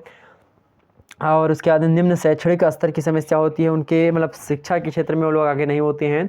और बंधुआ मजदूरी होती है उनमें मतलब कि लोग बंधुआ मतलब कि एक प्रकार से मान लेते कर ज़्यादा दे दिया, अब उसी में बंध गए वो कि हाँ भाई इन्होंने कर दिया, पैसा देने मतलब पैसा नहीं दे पाएंगे, तो ऐसी स्थिति में क्या होगा, जब पैसा नहीं दे पाएंगे तो काम ही करेंगे, तो इसी को बंधुआ मजदूरी कहते हैं। पैसा नहीं मिलेगा और काम करते रहेंगे वह। ठीक, आगे देखते हैं। पांचवा है कि निम्न कृषि उत्पादन और व उत्पादकता की समस्या यहाँ पर होती है जनजातियों में। भूमि पुनर्ग्रहण की समस्या होती है इनमें, और सिंचाई की सुविधा का क्या होती है, अभाव होता है, यानी कमी होती है। पानी जो मतलब पीने के पानी की समस्या भी इनके पास होती है। रोजगार के अवसर जो होते हैं उनमें भी कमी होती है, मतलब कि नौकरी वगैरह इनमें कम होती है। स्वास्थ्य सुविधाओं का भी अभाव होता है, और वहीं परिवहन का भी, यानी कि मोटरसाइकिल वगैरह आप देख मोटरसाइकिल मतलब क्या, एक प्रकार से सही तरीके से परिवहन का विकास नहीं होता है, सड़कें नहीं बनी होती हैं, मोटर कार नहीं होती इनके पास उतना, जन भागीदारी की भी यहाँ पर समस्या होती है। आगे बढ़ते हैं। भारत में कितने प्रकार के वन पाए जाते हैं, इसको भी समझ लेते हैं। भारत में कितने प्रकार के वन पाए जाते हैं, तो भारत में पाए जाने वाले वनों को निम्न भागों में हम बांट सकते हैं। पहला भाई मेरे प्यारे दोस्तों, पहला है उष्णकटिबंधीय सदाबहार वन। क्या? उष्णकटिबंधीय सदाबहार वन। क्या? उष्णकटिबंधीय सदाबहार वन। दूसरा क्या होता है भाई? उष्णकटिबंधीय मानसूनी या पतझड़ी वन। उष्णकटिबंधीय जो है मानसूनी या फिर पतझड़ी वन। उष्णकटिबंधीय जो है मानसूनी या पतझड़ी वन। वहीं आगे देखते हैं उष्णकटिबंधीय शुष्क वन। अगला है मरुस्थलीय वन। अगला है ज्वारीय वन। क्या? मरुस्थलीय वन। अगला क्या है? ज्वारीय वन। ठीक, ध्यान रखेंगे। और छठवा क्या आपका? पर्वतीय अल्पाइन या टुंड्रा वनस्पति। तो इस प्रकार के जो है 6 प्रकार के आप देखिए यहाँ पर जो है भारत में वन पाए जाते हैं। ठीक, वो आपके सामने पहला क्या? उष्णकटिबंधीय सदाबहार वन। दूसरा क्या? सदाबहार मतलब हमेशा हरा भरा रहते हैं। उष्णकटिबंध के जो वन होते हैं वो हमेशा हरा भरा, मतलब गर्मी रहती है, गर्मी के कारण से वहाँ पर वर्ष भर वार्षिक वर्षा होती है, इसलिए यहाँ पर ये हमेशा हरे भरे रहते हैं। उष्णकटिबंधीय मानसूनी या पतझड़ी वन ऐसे वन जो कि मानसून में एक प्रकार से क्या होते हैं, यानी कि मानसूनी वन मतलब उष्णकटिबंध में तो हैं लेकिन मानसूनी वन होते हैं वह। पतझड़ मतलब उनकी पत्तियां झड़ जाती हैं। ठीक, उष्णकटिबंधीय शुष्क वन भी होते हैं, मतलब शुष्क क्षेत्रों में पाए जाने वाले वन। ठीक है, ऐसी आगे देखते हैं। किसी दिन विस्तार से चर्चा करेंगे इन सभी मुद्दों पर। वैसे आपको ये सारी चीज़ें थोड़ा विस्तार से थोड़ी बातें अभी नहीं समझा पाया हूँ, बाकी विस्तार से समझने के लिए बहुत समय लगेगा मेरे प्यारे दोस्तों, इसलिए मैं थोड़ा थोड़ा चीज़ें सभी को बता दे रहा हूँ, मतलब सभी चीज़ें के बारे में आपको समझा दे रहा हूँ। ओके, आगे थे जल विद्युत के उत्पादन के लिए आवश्यक भौगोलिक दशाओं का उल्लेख कीजिए। होम साइंस की अभी 9:30 बजे से स्टार्ट होगी। ठीक, इसके लिए निम्न भौगोलिक दशाएं आवश्यक हैं। कौन कौन सी? पहली, धरातल विषम की पहाड़ी या फिर पठारी होनी चाहिए जिन पर क्या हो, नदियों का जल प्रपातों का निर्माण हो सके। वहीं जल विद्युत उत्पादन के लिए आवश्यक भौगोलिक दशाओं का उल्लेख कीजिए। आपसे प्रश्न पूछा गया कि जल विद्युत उत्पादन करने के लिए क्या क्या चीज़ें होनी चाहिए, तो पहली बात, धरातल विषम पहाड़ी या पठारी होना चाहिए, मतलब कि ऊबड़ खाबड़ होना चाहिए, जिन पर नदियाँ जो है जल प्रपातों का निर्माण कर सकती हैं। मतलब हमने बताया था कि हाँ ऊँची नीचे खाला ऊँची हो, जिससे क्या हो, झरना बन सके। आगे देखिए भैया, नदियाँ सदावाहिनी होनी चाहिए, मतलब हमेशा बहने वाली, और उद्गम हिमाच्छादित प्रदेशों में होनी चाहिए। मतलब हिमाच्छादित मतलब होता है जहाँ पर बर्फ़ जमे रहे, ऐसे प्रदेशों में होनी चाहिए। किंतु नदियों का जल दूषित काल में नहीं जमना चाहिए। ठीक, दूषित काल में नदियाँ मतलब मान लेते दूषित हैं और उस समय जम गई, तो ऐसा नहीं चाहिए। आगे थोड़ा समझने का प्रयास करते हैं भाई। तीसरा, नदियों के जल में क्या? नदियों के जल में रेत व मिट्टी अधिक नहीं होनी चाहिए, इससे मशीनों को हानि होती है। वहीं चौथा, नदियों की जल राशि का उपयोग विद्युत उत्पादन यानी सिंचाई व अन्य कार्यों में भी करने के लिए करने में भी हो सकता है, हो तो योजना पर लागत का जो व्यय होगा वह कम बैठता है। और वहीं बात की जाए तो जल शक्ति उत्पादन के निकट ही खपत केंद्र भी होने चाहिए। विद्युत को अधिक दूर भेजने में जो होता अधिक पैसा खर्च होगा और अधिक ऊर्जा की कमी आएगी, मतलब उनके में ह्रास होगा। तो इसलिए जल विद्युत उत्पादन के लिए नदियों का एक प्रकार से इस प्रकार से हम उपयोग कर सकते हैं, या यह सावधानी बरतनी चाहिए। आगे समझते हैं, भारत की विविध जो है विश्लेषण किस प्रकार से किया जा सकता है। भारत की विविधता का विश्लेषण किस प्रकार से किया जा सकता है। भारत की विविधता का विश्लेषण हम किस प्रकार से कर सकते हैं। भारत की विविधता का विश्लेषण हम किस प्रकार से कर सकते हैं भाई, तो भारत की विविधता का विश्लेषण हम किस प्रकार से कर सकते हैं, समझिए। भारत चूंकि विविधता में एकता को द्योतक है। अब भूगोल में विविधता में एकता पूछा जा रहा है, तो समझिए क्या क्या विविधता है। संरचना संबंधी विविधता, मतलब कहीं पर आपका पठार है, कहीं पर जो है पहाड़ है, कहीं पर मेरे प्यारे दोस्तों जो है वन है, तो कहीं पर मेरे प्यारे दोस्तों क्या है, मैदान है, कहीं पर कंकड़ीला पथरीला मैदान है, कहीं पर मरुस्थल है, कहीं पर द्वीप है, कहीं पर आप देखेंगे तो एक प्रकार से जो है कुछ होता ही नहीं, कहीं पर अधिक मात्रा में उपजाऊ क्षेत्र है, कहीं पर नदी है, तमाम प्रकार की चीज़ें हैं। तो एक प्रकार से यह संरचना संबंधी विविधता। दूसरा क्या, उच्चावच भी यही होता है, उसके संबंधी विविधता आप देखेंगे। ठीक। वहीं तीसरा चीज़ यह होती है मेरे प्यारे दोस्तों कि जल प्रवाह संबंधी विविधता। जल प्रवाह संबंधी विविधता मतलब कि क्या होती है कि जल प्रवाह मतलब कि कहीं पर नदियाँ अधिक मात्रा में जा रही हैं, कहीं पर कम मात्रा में जाती हैं, ये सारी चीज़ें। अगला जलवायु संबंधी विविधता, कहीं पर जलवायु दूसरे तरीके से, कहीं पर जलवायु दूसरे प्रकार से है। वनस्पति में भी विविधता पाई जाती है, आप देखेंगे कहीं पर किसी दूसरे प्रकार की वनस्पति, कहीं पर अलग प्रकार की वनस्पति पाई जाती है। मृदा मतलब मिट्टी भी कई प्रकार की आप यहाँ पर देखेंगे, उससे विविधता पाई जाती है। जलवायु कई प्रकार की मतलब जलवायु संबंधी जो आवश्यकता होती है उनमें भी विविधता आप देखेंगे। वहीं कृषि के संबंधित भी तमाम प्रकार की विविधता आप देखने को मिलेगा, ठीक। वहीं बात की जाए मेरे प्यारे दोस्तों जो है 9वें नंबर प्रश्न की, खनिज संबंधी विविधता भी आपको देखने को मिलेगी। ऊर्जा के स्रोत संबंधी विविधता भी आप देखने को पाएंगे। वहीं औद्योगिक विविधता भी देखेंगे आप, तमाम सारे क्षेत्रों में उद्योग अलग अलग प्रकार के हैं, ठीक। वहीं संस्कृति में विविधता देखने को पाएंगे, कौन क्या कर रहा है, कौन क्या कर रहा है, किस तरीके से कर रहा है। तो आप वहीं देखेंगे जनसंख्या की मतलब जनसंख्या संबंधी विविधता देखेंगे, कहीं पर अधिक मात्रा में जनसंख्या है, कहीं पर कम मात्रा में जनसंख्या है। तो ये सभी तमाम प्रकार की विविधता आप देख सकते हैं भारत में, ठीक। आवागमन के साधन संबंधी विविधता, कोई भैया देखेंगे हीरो होंडा चल रहा है, तो कोई देखेंगे सफारी घूम रहा है, ठीक। चलिए, तो तमाम सारी विविधता है भारत में, चूंकि भारत जो है विविधताओं का देश होता है, विविधता में एकता को एक प्रकार से द्योतक है कौन? भारत। ध्यान रखेंगे इस बात को, ओके।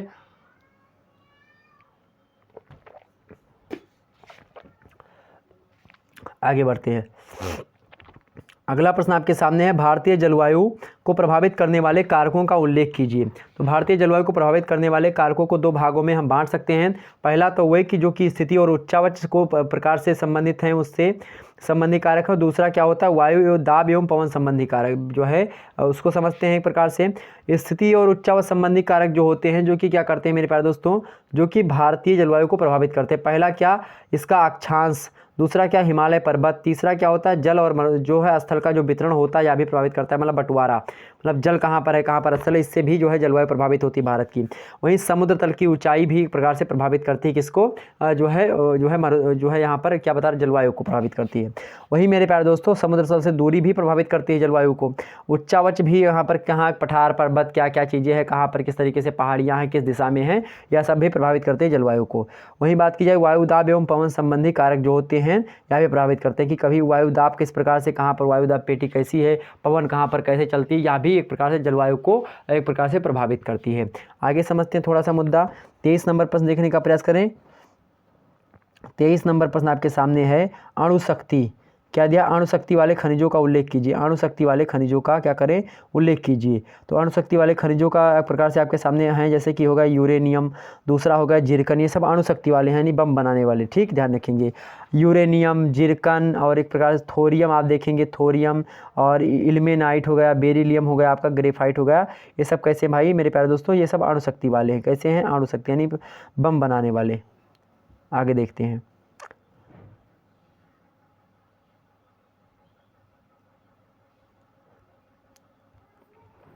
आगे देखते हैं 24 नंबर प्रश्न है, भारत में पाई जाने वाली प्रमुख खनिज पेटियों यानी मेखलाओं का उल्लेख कीजिए। भारत में जो है एक प्रकार से मुख्य रूप से खनिज पेटियों की बात करें तो 5 प्रकार की पेटियां पाई जाती हैं। वह इस प्रकार से आप देखें, सबसे पहली पेटी आपके सामने झारखंड, बिहार, उड़ीसा और पश्चिम बंगाल की मेखला यानी पेटी। दूसरा मध्य प्रदेश, छत्तीसगढ़, आंध्र प्रदेश और महाराष्ट्र को एक में समाहित कर ले, वह पेटी। और तीसरी है आपके कर्नाटक और तमिलनाडु की जो है मेखला या फिर पेटी। और चौथी आपकी मेरे प्यारे दोस्तों राजस्थान और गुजरात की पेटी, जो कि खनिज संबंधी पेटी है, यानी खनिज यहाँ पर पाई जाती है। पांचवी क्या है, केरल मेखला यानी केरल पेटी। मतलब झारखंड, बिहार, उड़ीसा, पश्चिम बंगाल एक पेटी में आती है। यहाँ पर खनिज जो है एक जैसे आपको दिखाई पड़ेंगे। मध्य प्रदेश, छत्तीसगढ़, आंध्र प्रदेश, महाराष्ट्र वाली जो मेखला यानी ये पेटी है, इसमें एक प्रकार की आपको खनिज मात्रा देखने को मिलेगी। वहीं कर्नाटक, तमिलनाडु मेखला में आपको एक प्रकार के, इसी प्रकार से राजस्थान, गुजरात मेखला में है, इस प्रकार से आपको एक प्रकार के केरल मेखला में, तो ये प्रकार के 5 प्रकार की खनिज पेटी आपके भारत में देखने को मिलती हैं। वहीं अन्य प्रकार की भी मेखलाएं देखने को मिलती है, जैसे उत्तरी पूर्वी असम मेखला एक है और दूसरी क्या है, हिमालय मेखला। ये सब जो है गौड़ मेखला के रूप में आती हैं। अगला 25 नंबर प्रश्न आपके सामने देखने का प्रयास करते हैं हम। हरित क्रांति की प्रमुख जो है विशेषताओं एवं तत्वों को बताइए। ऑब्जेक्टिव वालों आपसे लगातार जो प्रश्न पूछेगा, हमने बीच बीच में आपको बताया है, वहीं आपसे तमाम सारे ऑब्जेक्टिव प्रश्न पूछेगा। जब अगर ये सारी चीज़ें आप पता कर लिए हो तो ऑब्जेक्टिव में कोई दिक्कत की बात आपको नहीं होनी चाहिए, ओके। ध्यान रखेंगे। हरित क्रांति की विशेषताएँ, जैसे कि हरित क्रांति पहली कब आई थी, 1967-68 के आसपास आई थी, ध्यान रखेंगे। और डॉक्टर MS स्वामीनाथन भारत में हरित क्रांति के जनक है, ध्यान रखेंगे। हरित क्रांति खाद्यान्न उत्पादन से संबंध रखती है, ध्यान रखेंगे इस बात को। गोल क्रांति आलू उत्पादन, ध्यान रखेंगे। लाल क्रांति टमाटर उत्पादन, ध्यान रखेंगे। इतनी बात। आगे और उसके बाद में श्वेत क्रांति दुग्ध उत्पादन, ठीक, ध्यान रखेंगे। पीली क्रांति तिलहन उत्पादन। आगे बढ़ते हैं, तो यहाँ पर जो हरित क्रांति की प्रमुख विशेषताएं उसको बताइए। तो अधिक उपज देने वाले बीजों का प्रयोग यहाँ पर किया जाने लगा हरित क्रांति के बाद में। और विश्व स्तर पर कौन है भैया, तो विश्व स्तर पर आपके कौन है, क्या नाम है उनका, फटाफट से बताने का प्रयास करें। MS स्वामीनाथन के बाद कौन थे, क्या नाम पड़ेगा उनका, ध्यान नहीं आ रहा है मुझको शायद। अरे बहुत सहज नाम है यार, 50 बार आप लोगों को बता चुका हूँ। कमेंट सेक्शन में बताने का प्रयास करें क्या नाम है उनका, जो विश्व स्तर पर एक प्रकार से हैं, जो है हरित क्रांति के जनक। विश्व स्तर पर हरित क्रांति के जनक कौन है, कमेंट सेक्शन में बताने का प्रयास करें सभी लोग। ओके, चलिए, होम साइंस की क्लास अभी आपकी 9:30 बजे से स्टार्ट होगी। उर्वरकों का अधिक प्रयोग किया जाने लगा इसमें। सिंचाई की सुविधा का विकास किया गया हरित क्रांति के बाद में। आप देखेंगे कीटनाशक औषधियों का भी प्रयोग यहाँ पर आपको अधिक मात्रा में देखने को मिलने लगा। आधुनिक कृषि यंत्रों का प्रयोग होने लगा। बहुफसली कृषि मतलब कि एक प्रकार तमाम प्रकार की कृषि की जाने लगी। ठीक, एक ही बार में 2 प्रकार की कृषि की जाने लगी। ऋण सुविधाओं का विकास हो गया, बैंकों से जो है कर्जा मिलने लगा। मृदा परीक्षण करके सारी चीज़ें होने लगी, कहाँ पर किस मृदा में कौन से बीज बोए जाएँ या फिर किस प्रकार की चीज़ें। भू संरक्षण होने लगा और फसलों की कीमत निर्धारित हो गई, कितना चीज़ें क्या क्या होंगी, इसमें क्या हुआ, उत्पादन में वृद्धि हुई थी। आगे बढ़ते हैं, 26 नंबर प्रश्न। 26 नंबर प्रश्न बताने का प्रयास करें। 26 नंबर प्रश्न बताने का प्रयास करें। नगरीकरण से उत्पन्न समस्याओं का उल्लेख कीजिए। नगरीकरण से उत्पन्न समस्याएं कौन सी, एक प्रकार देखिए, नगरों का अनियोजित विस्तार हो रहा है। बेरोजगारी की समस्या एक प्रकार से क्या हो रही है, बढ़ रही है नगरीकरण से। वहीं भीड़ भाड़ व जाम की समस्या भी बढ़ रही है। गंदी बस्तियों की समस्या भी आ सकती है। पर्यावरण प्रदूषण की भी समस्या आती है नगरों से। और उसके बाद में स्वच्छ पेयजल की आवश्यकता पड़ने पर आपको ऐसा जल नहीं मिलेगा सही तरीके से। वही बात की जाए, आप सीवेज की समस्या वहाँ पर अधिक मात्रा में है। अवशिष्ट पदार्थों की समस्या, मलबा वगैरह। सामाजिक समस्या व अपराधों का उदय जो है एक प्रकार से नगरीकरण के फलस्वरूप ही होता है। नगरीकरण की कई समस्याएं भी हैं और कई लाभ भी हैं, ध्यान रखेंगे इस बात को। समस्याएं पूछेगी जो हमने आपके सामने बता दी। क्या क्या, नगरों का अनियोजित विस्तार होता है। अनियोजित मतलब कि एक प्रकार से कहाँ क्या बसा है कुछ पता ही नहीं लगता उसका। बेरोजगारी की समस्या होती है उसमें, मतलब बेरोजगारी अधिक मात्रा में नहीं होती है लेकिन वहाँ पर बेरोजगार होते हैं बहुत सारे लोग।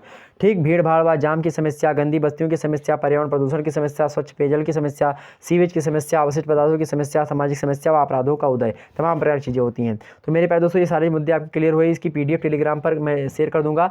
वैसे बता दूं मेरे प्यारे दोस्तों, इकोनॉमिक्स, सोशियोलॉजी और तमाम सारी इंग्लिश लिटरेचर, हिंदी साहित्य और संस्कृत का और इसके बाद में मिलिट्री साइंस, सभी का जो PDF वगैरह था, हमने जितनी वीडियो अभी तक बन चुकी हैं सबका PDF टेलीग्राम पर आज सुबह अपलोड कर दिया। तो उसको जाकर के टेलीग्राम पर पूरा का पूरा देख लीजिए आप लोग। ठीक, ध्यान रखेंगे, बिल्कुल फ्री में आपको टेलीग्राम पर हमने अपलोड कर दिया है। टेलीग्राम का जो है लिंक डिस्क्रिप्शन बॉक्स में दे दूंगा और टेलीग्राम की लिंक चैट सेक्शन में आपको उपलब्ध करवा दूंगा। चैट सेक्शन में टेलीग्राम का लिंक मैं अभी जो है दे रहा हूँ आपको। ठीक, ध्यान रखेंगे। तो फटाफट से एक बार सभी लोग मेरे प्यारे दोस्तों वीडियो को लाइक करके और शेयर कर दीजिए। और फिर अभी 9:30 बजे से आपकी क्लास जो है तुरंत आ रही है होम साइंस की। तुरंत आप लोग फटाफट से पानी वगैरह पी करके आ जाइए। ओके, चलिए फिर मिलते हैं नेक्स्ट वीडियो में। तब तक के लिए जय हिंद, जय भारत।